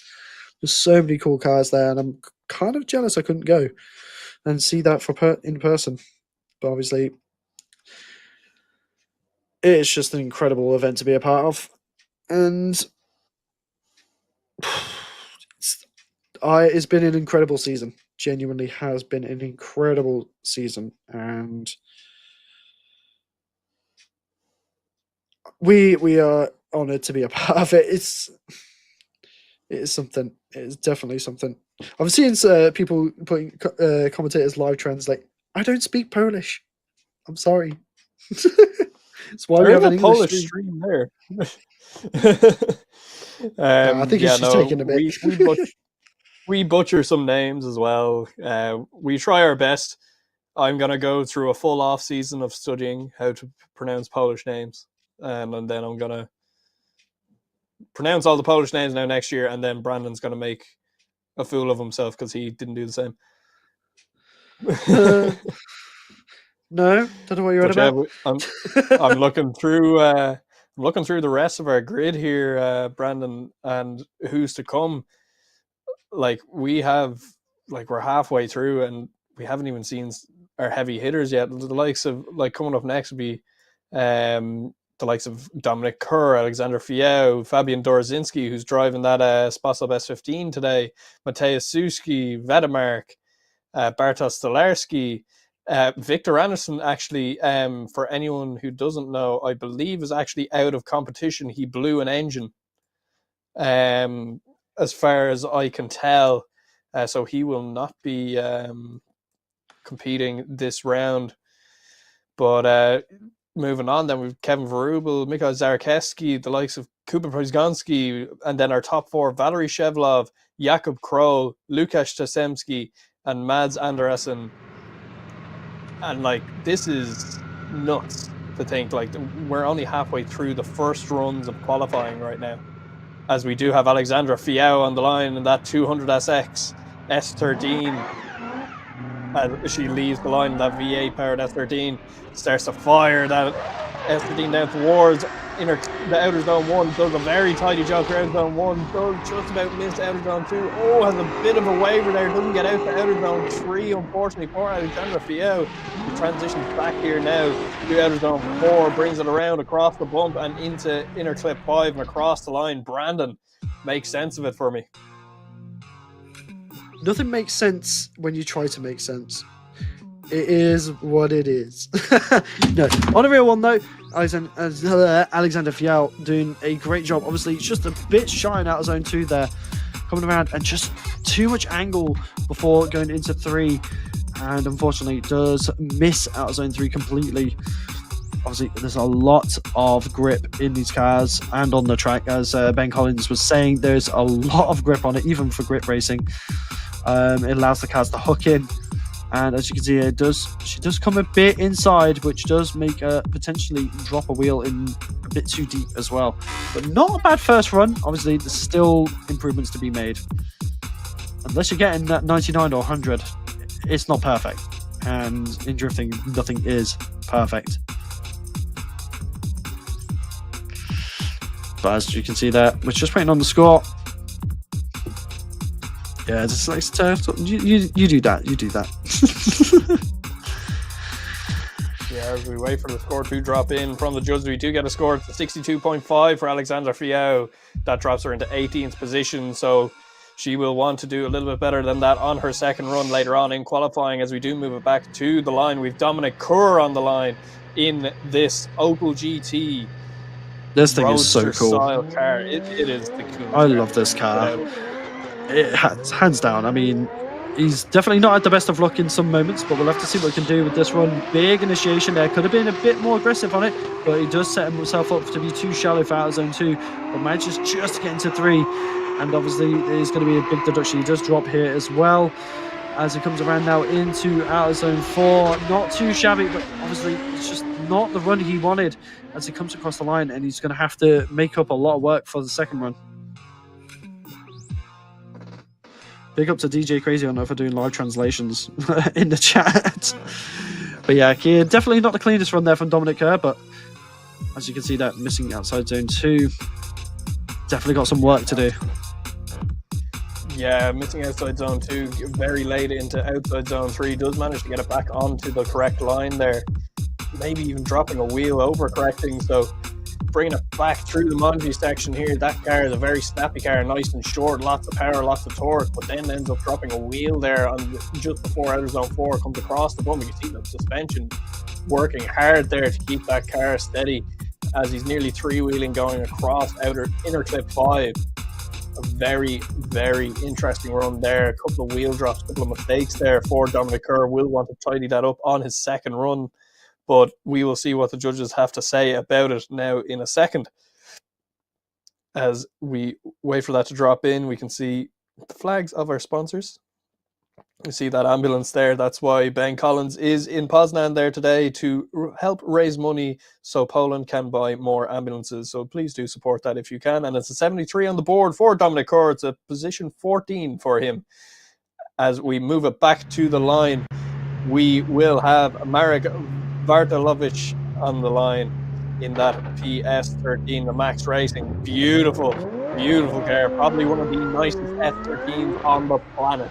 As he fires that thing down the main straight, comes into outer zone 1, fires it through outer zone 3, just out, misses outer zone 2, the transition back towards outer zone 3, a little bit late in there, as he has a little bit of a check-up there, just halfway through the zone, he comes down into the Monji section, drops the wheel there onto outer zone 4, he comes across down into inner clip 5 and across the line. A very scrappy run there from Marek, unfortunately, but we will have to see what to just make of that one. And Brandon, let's break it down. Yep, it is definitely. As much as I love the way the car looks, that was just not the best performance from Eric, unfortunately. A lot of scrappiness in the run, just not very balanced in his driving today. It seems like he is a bit off form. So definitely going to have to see a bit more from him in his second run to get a bit I mean, it could potentially, this wheel drop here is going to hurt him quite a bit, so we'll have to see what happens going through qualifying. Obviously they've got a second set of runs, but he's got to really improve his line and fluidity throughout the run, because it was just a little bit scrappy. Obviously it could be a middle range score, but we'll have to see. Obviously there's a lot that the judges deliberate on. We have, I do believe we have 2 line judges, 1 angle and 1 style. So we'll have to see, as he gets a 75.5, so putting him in 13th. So not too bad, but obviously there is still a lot to work on. But there is still more drivers to go, so you never know. As we have probably the craziest paint job on any car. It's just a straight up graffiti art project. Zolt Homan in that S13, only 613 horsepower, so one of the lower horsepower cars in pro category. As he comes around now into out zone 1 to come into out zone 2, a little bit shallow in out zone 2, but he does manage to get it around. Does drop a wheel there consistently, as you can see the dirt getting thrown up there. That will be a deduction from the judges as it comes around into out zone 4, transitioning across the track. Coming around now in towards out of inner clip 5. I will get that right at some point. And across the line, just definitely a couple of spots where it got a bit sketchy, a bit hairy, mostly on the outside line, but good commitment here from Zolt. Obviously just a bit shy in out zone 2 and a bit too deep in out zone 3. Yeah, absolutely here. So as he comes into outer zone 3, you can see that rear wheel is already on that outer line as he's coming into it, and he does carry it around outer zone 3 as well, unfortunately. So that will be a large deduction for him as he comes through this big Manji section here, transitions down into outer zone 4, and does do a very tidy job there with the D-style. Comes across the bump there at that green tarmac, bringing it down into inner clip 5. And does have a nice fluid finish to the end of the run. As we wait for the judges to give us their decision on their scores, we get a nice view of the track there. We are making our way nicely through this grid at the moment. These are only the first runs, by the way. We have another set of runs to go, and that's a 69.5 for Zolt Homan. Drops him into 17th position. As we do go back to the line, I believe we have Tobias Pushan on the line, that BMW E92. 800 horsepower under the bonnet of this E92. I believe under that livery as well is Carbon Kevlar. As the lights go green, he spins Sires off the line, spins on the full way up to this initiation point as he goes through outer zone 1, misses outer zone 2. brings it around to outer zone 3, a little bit shallow there. Will he work it up onto that outer line? He will, maybe just dropping tire at the end there as he transitions down through the Manji section, through outer zone 4, brings it down into inner clip 5, grabs the dirt on the inside of the track and brings it across the line. Tobias Pushan not having the cleanest run there, unfortunately for him. We will see what the judges have to say about that one, but you can see there just little bits that he needs to clean up in certain sections, Brandon. Definitely. I mean, this is the thing, the grip levels are changing completely from practice, so it is not the same as what it was earlier on when they were doing practice. So now they've got to really push it to try and get it where it needs to be, and this is really where the best of the best really starts getting split from the rest of the pack. Obviously, with the changing grip conditions, like right here, he just pulls it a bit too far in and does mount the curb. And to be fair play to the build quality of these cars, because they're getting shaken around a lot during qualifying right now, and just shows how well built they are. I'd be very interested to see how that's going to play out in battles with the bumpiness of at the end of the track there. How that's going to affect a chase driver getting into the door of the lead driver, maybe, if you're that close coming around there. So obviously we haven't seen any battle action really other than practice on this track, as we do get a score for Tobias, and it's a 60 on the board, drops him into 24th position. So he will go back and have a look at that run with his spotter and see what's going on there, what he can improve on, as we do move it back to Pavel Hudacek. This car is so cool.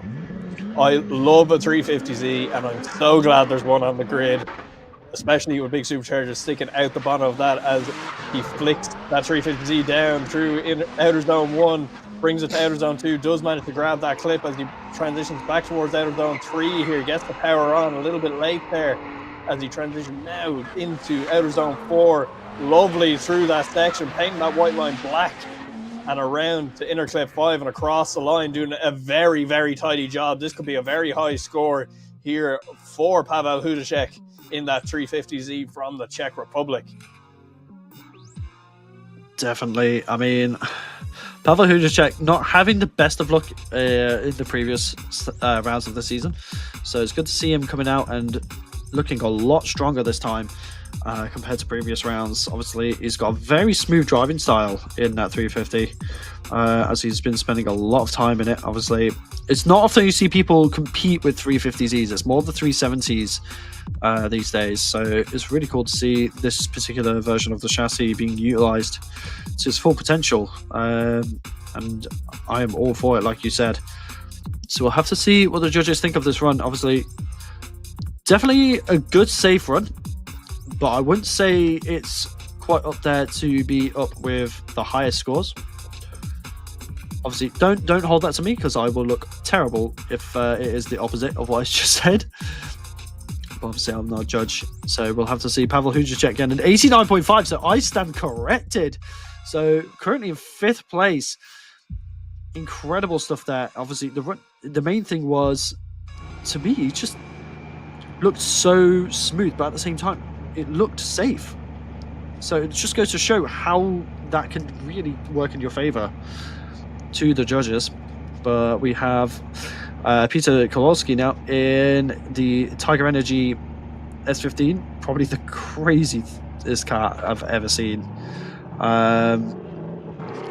And because of him, I actually tried Tiger Energy for the first time, but as you can see, the twin turbo setup sticking out the bonnet as he fires through outer zone 1. Does miss outer zone 2 though, so that is going to be a big deduction as he comes around through outer zone 3. Manages to keep it in there as he transitions across through the Marchi. Lovely through outer zone 4. Maybe just a little tire drop there as he comes around now into inner clip 5, and it's getting to the point where we actually can't see inner clip 5. So probably will get the marshals out to clean that shortly. Yeah, absolutely. Let's have a look at this run here. So doing a nice job on inner clip 1, just missing, or sorry, outer zone 1, and just missing outer zone 2 there as he transitions back here to outer zone 3. Does manage to pick it up quite early, but a little bit shallow through there. He would have been like to be a little bit deeper, just painting the inside of that line there. As he comes into the Manji section here, he transitions very snappy back towards 4, You can see here he carries a lot of momentum in the rear end of that car and brings it nicely, arcs it around, and then starts to force that front end down towards the inner clip there of inner clip 5 and brings it across the line. Very, very technical run there from Peter Kozłowski. As to be honest, that's what you kind of have to do. If you aren't sure of grip levels, which nobody is at the moment, you have to kind of throw in that safe run and just kind of start at tentative and then kind of start to work your way a little bit wider and wider and make sure you're on the right line towards the end of the run. And to me, that's what that looked like. And it's the 77 on the board for Peter Kozłowski, and that drops him into 13. As we go back to the line here, we will have Tomas Magnar on the line. It says on my thing this is a 190E, which is not right. It is actually, because it's Samuel, not even Thomas Magnar. So we're missing Thomas Magnar, and we have Samuel Mladenov in a BMW E92. So Thomas obviously not making his first run there as we initiate it in here. Samuel doing a nice initiation there, just missing outer zone 2 as he flicks back. Very, very fast-paced run here as he dropped the wheel coming outside zone 3 through the Manji section here, flicks back to outer zone 4. Quick handbrake dab there just before outer zone 4 and into inner clip 5 and across the line. Brandon, that was a very quick run. yes, definitely. I mean, he's got some pace on it. He's always shown this throughout the entire season. That 92 is not slow, but obviously, as you can see here, it just grips up too much going into 2, and it seems to be a common issue with a lot of the drivers so far. Is the line from 1 to 2 does manage to get into 3, but obviously that dirt drop will have him on his score. As he comes through the middle section, look at the way that car is just leaning onto the lead wheel as it comes around through out zone 4 and then pulls around into the middle for out zone 5. But one thing I want to note is when he comes through inner clip 5, it pulls a wheel up, 3 wheels across the line, and that is just baller. That just shows how gripped up these cars are. So we'll have to see what they do the second ones. We'll see Samuel. Just waiting for. Is that Ryanair I see in the background? That is Ryanair in the background that you see, and that's on 65.5 for Samuel Mladenov. Drops him into 21st position as we move it along. We have Marcin Neyman on the line, I believe, with BMW F22. We do indeed.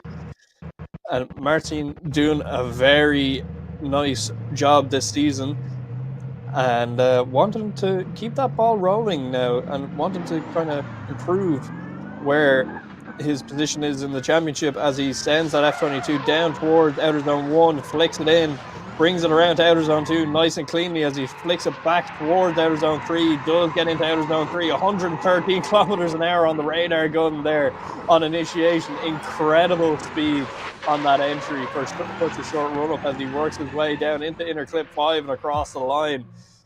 Wow, we are starting to see these initiation speeds getting faster and faster, Brandon. What do you think of this? I mean, he's absolutely flying around this layout, and it just goes to show how dialed in the car is as well. I mean, look at this. It's just obviously starts pulling out of outer zone 3, which will deduct him, but it's just a commitment at this point. He's just got to get himself in there a bit more. I've just noticed all the Corollas actually spell Corolla on the top of them. That's pretty cool. I done locked into my mind. But what I mean, there's definitely things that need to be improved. But it is a good, solid first run. Very consistent, very smooth. And that's what we like to see. It's just now he needs to dial in the line a little bit more. Yeah, and we will wait for the judges to drop in their scores. So just a quick update. Thomas Magnar did have a gearbox issue, but a 78 from Marcin Neyman there. So, yeah, 13th position, so not a bad first run. But yes, Thomas Magnar has got a gearbox issue, so hopefully he'll be around for his second run. As we have Kamil Hurecki in the start line now, in that E82. Very popular chassis these days, I've got to say. And here we go, going for his first run. Let's see what he can do as he does a nice weight transfer initiation there. Comes around now into outer zone 2. A little bit shallower than he could be, but he manages to... Oh, just getting 2 wheels off. Can he save it? That is the question. The rear bumper is getting ruined. He does manage to save it, but it's 2 wheels off for the majority of that zone. So, oh, but he does straighten out, and he has to kind of flick it back. This could be a difficult one. I could see this potentially being an unchaseable run, Kian. Yeah, definitely. Unfortunately for Camille Horecki, 112 km/h initiation speed there for Camille as he powered that car. Really, this is where we saw it go wrong. When he transitions back here to outer zone 3, you can see he has a quick dab of the handbrake there, and then he's just trying to save it. He knew he was going off, and from there on, he pulls out outer zone 3 and just transitions back, and from here, kind of just all falls apart. That comes into outer zone 4, quick dab of the handbrake, but coming across the bump here, he straightens before the bump and then has to reinitiate, and does end up missing inner clip 5 there, unfortunately. And I think you're right, Brandon, that could be an unchaseable lead there. We could be looking at a 0 for him on his first run. And that is correct. That will unfortunate. be everything to do on the second run there, and we go back to the line, and Fabian Dorozinski, this man had a gearbox failure yesterday, did not have a spare. David Spasov threw him the keys to this Spasov S15, 800 horsepower in this car. I was looking on Instagram there earlier on, and he was saying, David Spasov, why is this car so fast? And 104 km/h entry there for Fabian Dorozinski as he comes around outer zone 3 here, doing an incredible line here. His line is very, very good in this car, coming through outer zone 4 here, across that green tarmac, in through inner clip 5, maybe just grabbing a bit of dirt on the inside of the track there, but not a bad run at all for a car that he got into this morning. So definitely, we will see what apologies for this. Apologies for the squeaky chair. I need a new one. It is awful. But no, very good run. Where is David Spasov getting all these Rocket Bunny S15 Pro cars? He is building so many. He just builds them for fun. He might have to make him a production thing. Genuinely. Crazy stuff. But looking back at this run, really tidy. It's obviously, like you were saying, hardly any practice and time in this car, and kind of just gluing with the car. Obviously, he comes a bit inside there and does cut over in a clip 5. But for his first qualifying run in a car that he's not had much time to adjust to, incredible driving. As we do wait for that score to drop in, we do get a score, and it's a 78.5 for Fabian Dorozinski. He'll be happy with that because, let's be honest, he hasn't had much time in the car at all. That's this morning in practice was the first time he drove the car, so he will be happy with that. As we move it back to the line, it's the A90 Supra of Mateusz Suski, 1,000 horsepower in the powertrain of this car. As we get the lights to illuminate, he will leave the line there. Coming through the start line chicane is Mateusz Suski in the A90 Supra as he flicks it down into outer zone 1 here. Powers the Supra around outer zone 2, just shallow off it there as he comes around outer zone 3.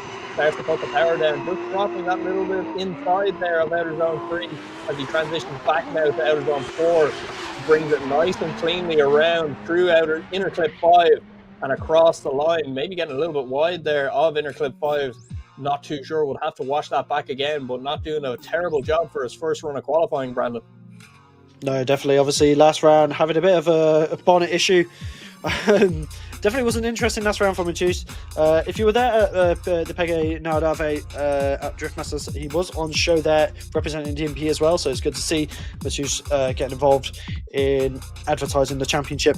But obviously, as through this run, definitely not his tidiest run that he's done so far, but he does a good job of managing to keep it all together. As you can see here, does get a nice through out of zone 4, but then has to kind of pull the car inside and then add a bit of angle there, but he does a good job regardless of getting around. I do think he almost falls off track there coming away from the finish line. But I'll have to see what the judges think of that. Obviously, I've gone from sitting down to standing now. I've got the standing set up on, but it means we're getting serious. Also, we don't get the creaky chair anymore, so we'll see. But No, good run there from Suzuki. Obviously, it's his first run. He's got plenty to work with through the second. And sometimes a lot of drivers do tend to use their first runs as almost a warm-up. As it's a 74.5, putting him in 19th. So as long as he can stay roughly in that area, then he's got a good chance of being into battles. As we now have Victor Vedemark at the line now in that gorgeous S14.9. Obviously, Victor Vedemark coming from Sweden and just loving DMP so far this season. Incredible car, incredible driver, and incredible character as he initiates into out of zone 1. Nice line so far. Is once again the curse of out of zone 1 to 2 has come around for him. The car is too gripped up as it comes around and through the Manji section into out of zone 4. Gets out of zone 4 nicely as he comes across. You can hear the car jumping up in the RPM as he hits the bump. That is a very aggressive bump for these cars. It's almost like it's trying to go wheels off the floor. Yeah, Victor Vedemark and that S14.9 there, not having the best of first runs here. It's missing outer zone 2, and when he transitions back here, he doesn't really do a whole lot for outer zone 3 either. Just kind of misses the first section, tries to work it back up into outer zone 3. You can see him working that foot brake there to try get it to drift back up onto the outer line as he comes through the Manji section here, transitions back to 4, gets it back online, does a very tidy job through here, and you see that bump there, just the attitude of the car completely changes. They have to lock up that front wheel to try save it. It's a very interesting bump there. I cannot wait to see what that does in battles tomorrow, because that is going to be a very, very telling point of the track, because it is one of the parts of the track where you are slowing and then you're on full throttle coming across a bump right next to another car that's also going sideways at a, decent speed. So we will see what happens there as we do wait for the qualifying score to come in for Vedemark. It's 71.5, drops him into 21st position. As we go back to the line, we will have Bartosz Stolarski on the line in that 200SX S15. So this is the car we actually saw earlier on. It was not David Spasov, it was Bartosz Stolarski, I believe, with all the FMIC. That makes more sense. And he is running them Vitor tyres as he comes out of the start line chicane, starts to flick initiate down into outer zone 1, brings it around to outer zone 2, just about missing that 108 kilometers an hour entry there as he brings around outer zone 3. Lovely lock around outer zone 3 as he brings it through the punch back to outer zone 4. Lovely line here for Bartosz Stolarski through inner clip 5 and across the line. I think this will be a very high score, Brandon. Other than that mistake there from 1 to 2, that was it. That's all I could see. Very, very difficult there. I feel like missing 2 is going to be a massive hit to his score. As the judges were saying, could be at least up to four or more points deduction. So we'll have to see what they say, because obviously if everything else is perfect and it's that one deduction, he's still got a chance at a 90 plus run. But obviously it'd be a bit strange to see a 90 plus run for a run that misses his own completely. So it all depends on how they're going to look at that. And this is where the judging side of it comes and fries my brain. I can see Lukas Dazimski there, just getting his tyres warmed up, ready to go, as we do get to the latter half, as Mads Anderson's down there once again, getting ready for his first run. So we are getting to the latter half of qualifying. So we're definitely going to be seeing some spiciness coming up. Obviously, we've still got a second half, but Bartosz Stolarski getting an 81.5, so obviously not reaching towards that 90. So that just shows how much that missing his own can do. But we have Greg Murelu at the line now from Estonia, the Estonian legend, making it through. As you can see here in that E92, crazy car as he comes around now in towards the initiation. A nice flick initiation there from Greg Murelu. Very, very good driver here. He's been a very high qualifier for a lot of the rounds. He does have a little bit of a bubble there going through out zone 3, but manages to make it work nicely. Ooh, very interesting through the middle section there. Could potentially cut up a driver, but there's so much speed in that E92. It is insane. Greg Murelu is someone who is wanting a good result this weekend. Yeah, absolutely. The Estonian driver doing a very tidy job there through outer zone 1. Coming to outer zone 2 there, does manage to grab that as he transitions back here now to outer zone 3. let's have a look what happens here. You see the smoke trail breaking a little bit there. He does start to drop a little bit inside and then starts to work that E92 back up onto the proper line. Now, this center section is what you mentioned, Brandon. Coming through the center section, he has a very kind of shallow transition at the cones and then transitions back to 4. But coming across the bump, then that kind of, again, changed the attitude of the car. He has to kind of make a correction on it. So it'll be interesting to see what the judges are allowing and not allowing correction-wise coming over the bump, because if somebody figures out how to come over that bump perfectly, not have to make a correction, it's a 100-point run. Because the rest of this track, other from 1 to 2, they're the only points of the track that you need to really, really figure out. It's 1 to 2, and then coming over the bump without a correction. And that's it. Once you have that, you're sus. You're perfect. So we will see what the judges make of Greg Merlu's score, and it will be a 76.5, drops him into 17th position. So the young Estonian driver will be going back to the pits, have a look at the run there with his spotter, see what's going on, what he can do better, what he has to change. As we do have RS Mizelchuk here on the line from Poland, 900 horsepower in this S14 200SX. As he starts to pedal that S14 down towards the first clip, as he fires it down through the first outer zone, through outer zone 2 as well, brings it around to outer zone 3, doing a very nice job here is RS Mizelchuk. And look at this nice wide transition here, carries the momentum in the rear of the car to make sure that he gets it into them outer zones, and across the line he goes. I think that could be a tactic that a lot of guys are going to start using very soon, using the momentum on the rear of the car in that center section, Brandon. Definitely. There is only 1 point really in this run that I can say is a big mistake. Obviously, coming through our zone 3 does a really nice job of keeping it nice and deep. Very tidy driving. But it's when he comes through towards the end here, you'll see it in a second. But as he comes around to our zone 4, lovely weight transition across there to our 4. It's here. Coming through, he just overshoots it, understeers almost, and I do think he misses in a clip 5 completely there. So that could harm him on his score. We just had someone in the chat saying instead of Mizelchuk, it's Mizelchuk. So saying it with a H rather than a ch. Ah, okay. I do apologize. Mizelchuk. It's okay. No, it's good. It's good because we're not exactly good with these particular things. Like I mean, to be fair, I'm English, so literally Matt Smith is a basic name. 77 though for Mizelchuk. Oh god, when I think of that, I think of Goofy. It's just a hyuk. I don't know. I'm so sorry. Not too bad there, but obviously, yeah, we are not used to names like that. But we've got Kevin Roble on the line in the E36, and once again, I'm always going to mention it, the Sujiguri Collective steering wheel on it. Awesome thing to see from the sim. As he initiates into our zone 1. Ooh, just getting into 2, potentially, just touching it. So it's not his strongest run so far. Obviously, everyone seems to be struggling. Maybe a little bit of a tire drop there as he comes around. Lovely into 4. As it comes around now into inner clip 5, perfect through there and across the line. Definitely a good run there. DJ Crazy Owner, we appreciate you. Any feedback and stuff like that we can get, we will gladly take on.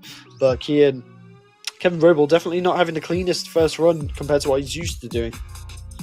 No, unfortunately not. Kevin Rubel, one of those heavy hitters in the championship who's just been driving the wheels off that E36 this season.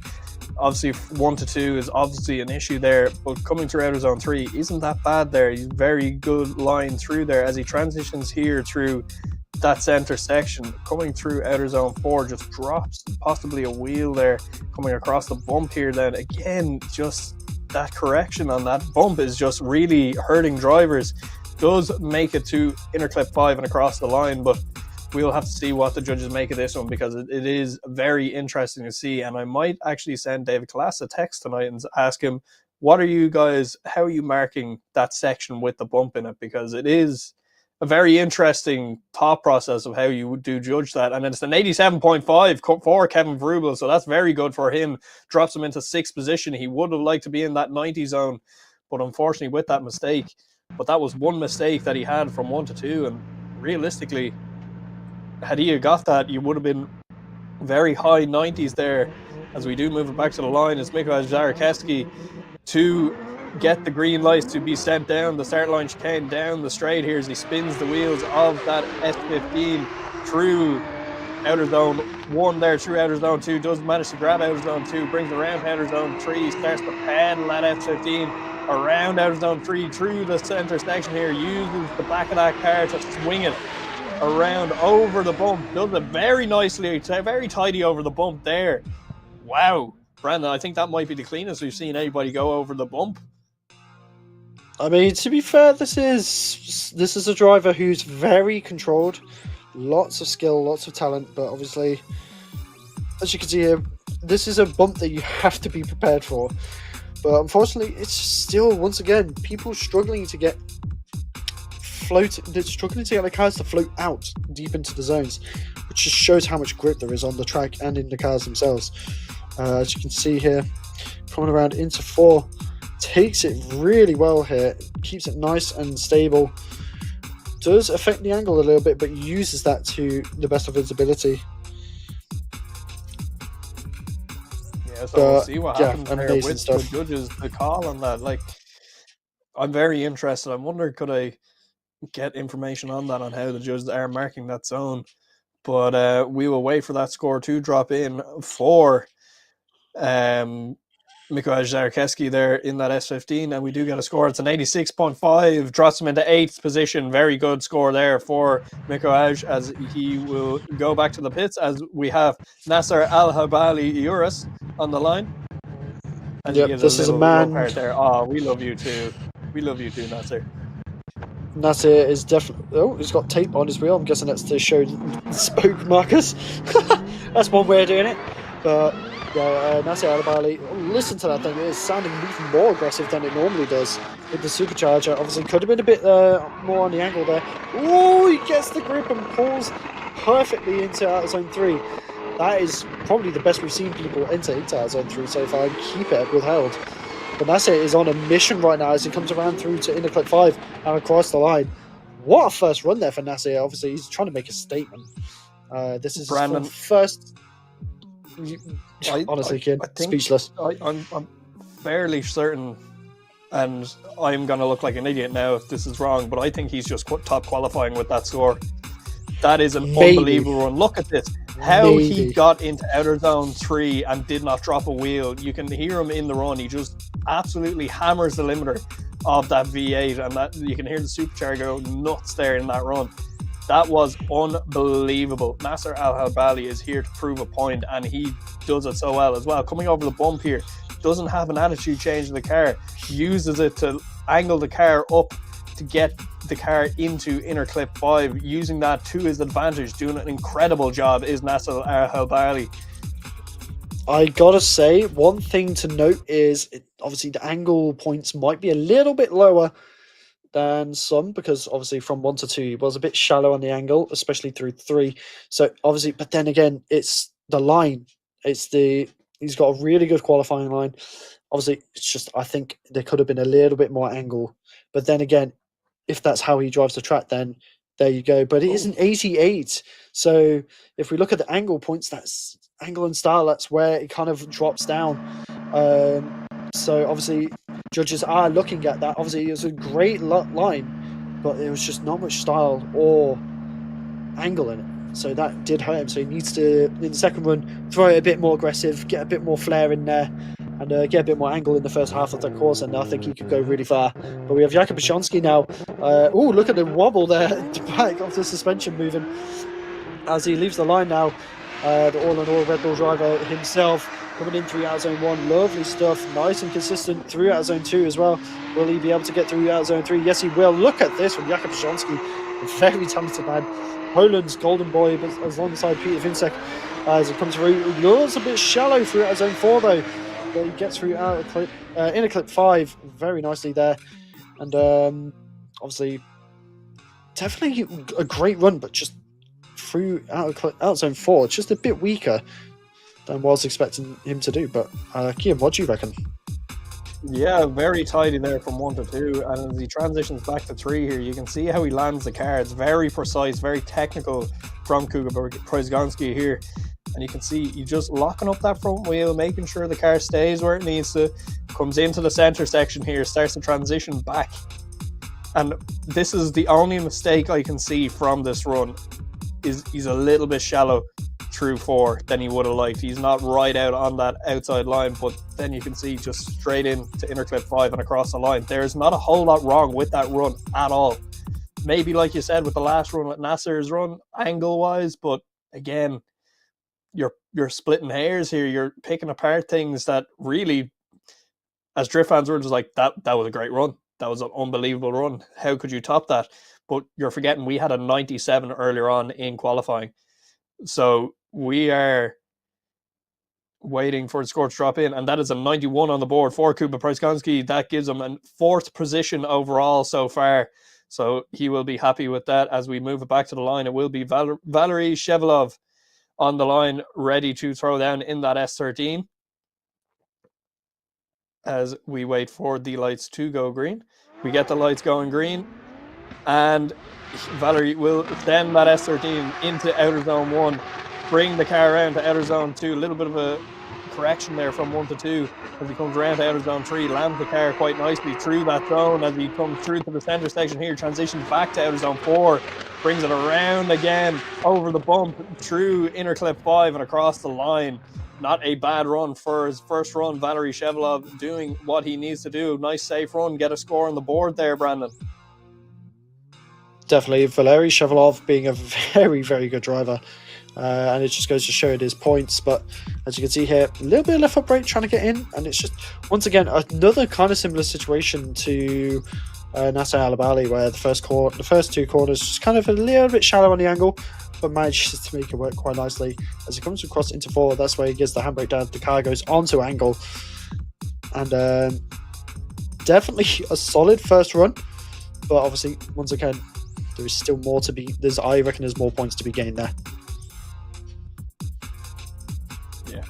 So maybe leaving a little bit on the table for the judges there is Valery szę. As we are into our top 4 in the championship here now, Brandon, we are coming to the end of the first runs of qualifying as we wait for the judges' scores to drop in for szę. This is where things get interesting. Obviously, this is where the championship really comes in. If whoever tops qualifying gets an extra bit of points to go towards the championship spot. So it is going to be Mads Andersen obviously is going to be really wanting to get that top qualifying just to secure his points a little bit better, just to get a bit further in. But Valery szę getting a 74, putting him at 27th. So definitely not the place he wants to be, but he's got a good chance still. As we have Jakob Kroll at the line now. Once again, we had a little look around his car. It's definitely beaten up. It's seen a lot of action, but this is its final weekend of the season. So we'll have to see what he can do as he fires it down the main straight in that S15 or S49. I can't remember which one it is. As he comes around, lots of speed, lots of commitment. Look at this though from Jakob Kroll as he comes around now into out zone 3. This is looking really good. 111 kilometers an hour on the initiation, so very fast initiation as well. As he comes around in transitions, once again a bit shallow into 4. And it just seems to be a place where more people are struggling. Oh, just over angles a little bit there. And Jesus, Jakob, chill.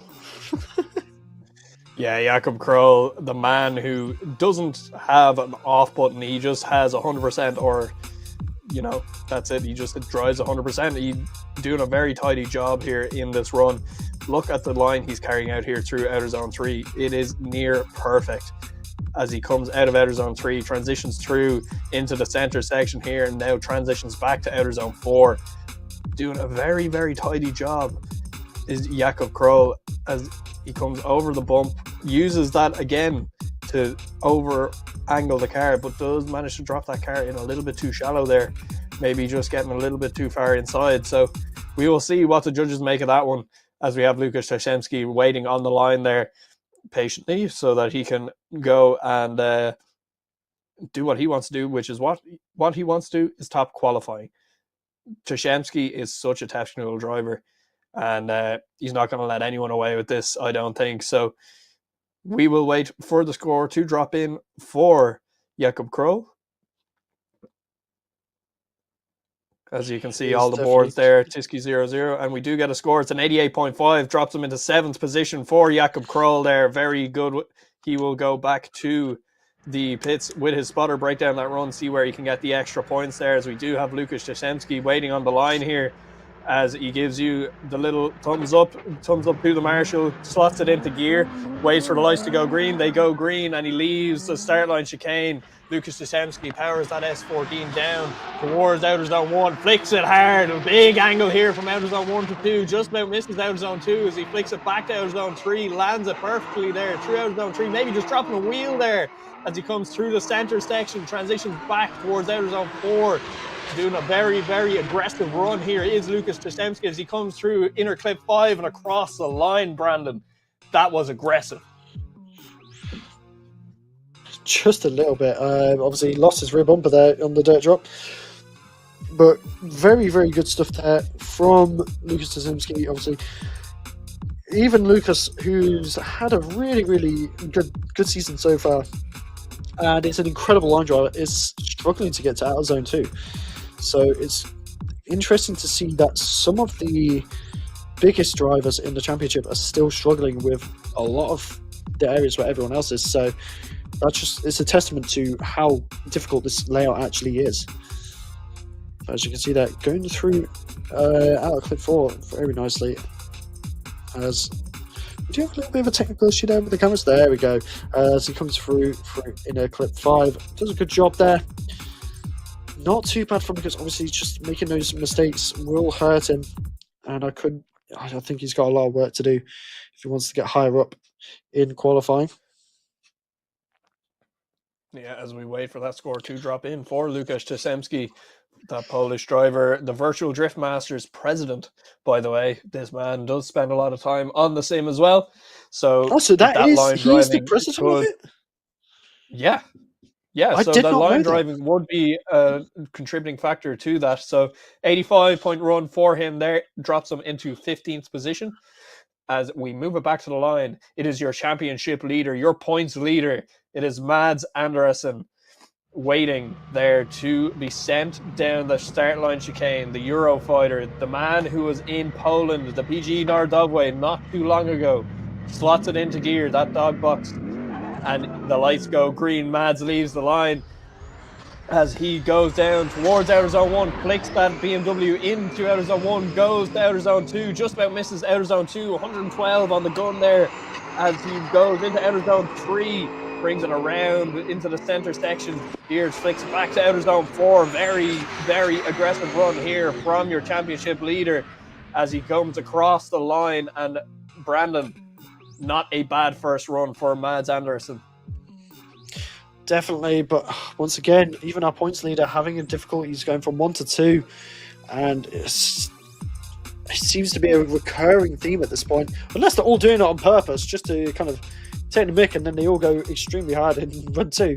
We'll have to see. The drivers are conspiring against us. They're trying to tease us. Let me put my tinfoil hat on, because it's about to get a bit crazy. But either way, the Mads doing a great job through the rest of the course. Obviously, it's just that mistake on outer zone 2 that really shines to me. And obviously, going through outer zone 3 was stellar. So we'll have to see what our points leader does get for his first run. Once again, like I was saying with previous runs, similar mistakes. There are points to be earned there. So I think he's got a bit of a fight to get to first. Yeah, as we see our spectators starting to make their way down towards the trade stands in the paddock area, because that will be opening up now as we do get the score for Mads Andersen. It's a 77.5, drops him into 22nd position. So he will want to definitely improve on that in his second run. But that ends the first half of qualifying, Brandon. And what a qualifying session has been so far. This has been very, very interesting, to say the least. Oh, yeah, for definite. I mean, there's been all sorts of spills and thrills. Obviously, Mads Andersen being our points leader, struggling to get to the top of qualifying. As you can see there, David Spotov leading with a 97, Michael Hreihat with a 95.5, Peter Yatasi with a 93, Jakub Bashonsky with a 91. We got Timo with a 90. We got Pavel Hudacek with an 89.5, Jakob Kroll with an 88.5, Nasser Alabali with an 88, Kevin Roble with an 87.5, and Christian Erlandson with an 86.5. So it's a very stacked top 10 already.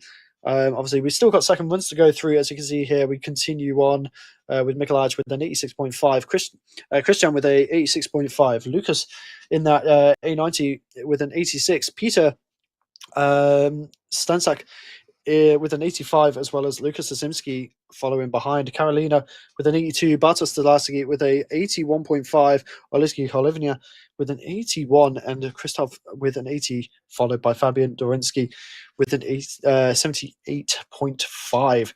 It is definitely interesting, especially now that you see some of the big names in this championship, the highest points leaders, highest points kind of towards the end, at 22nd.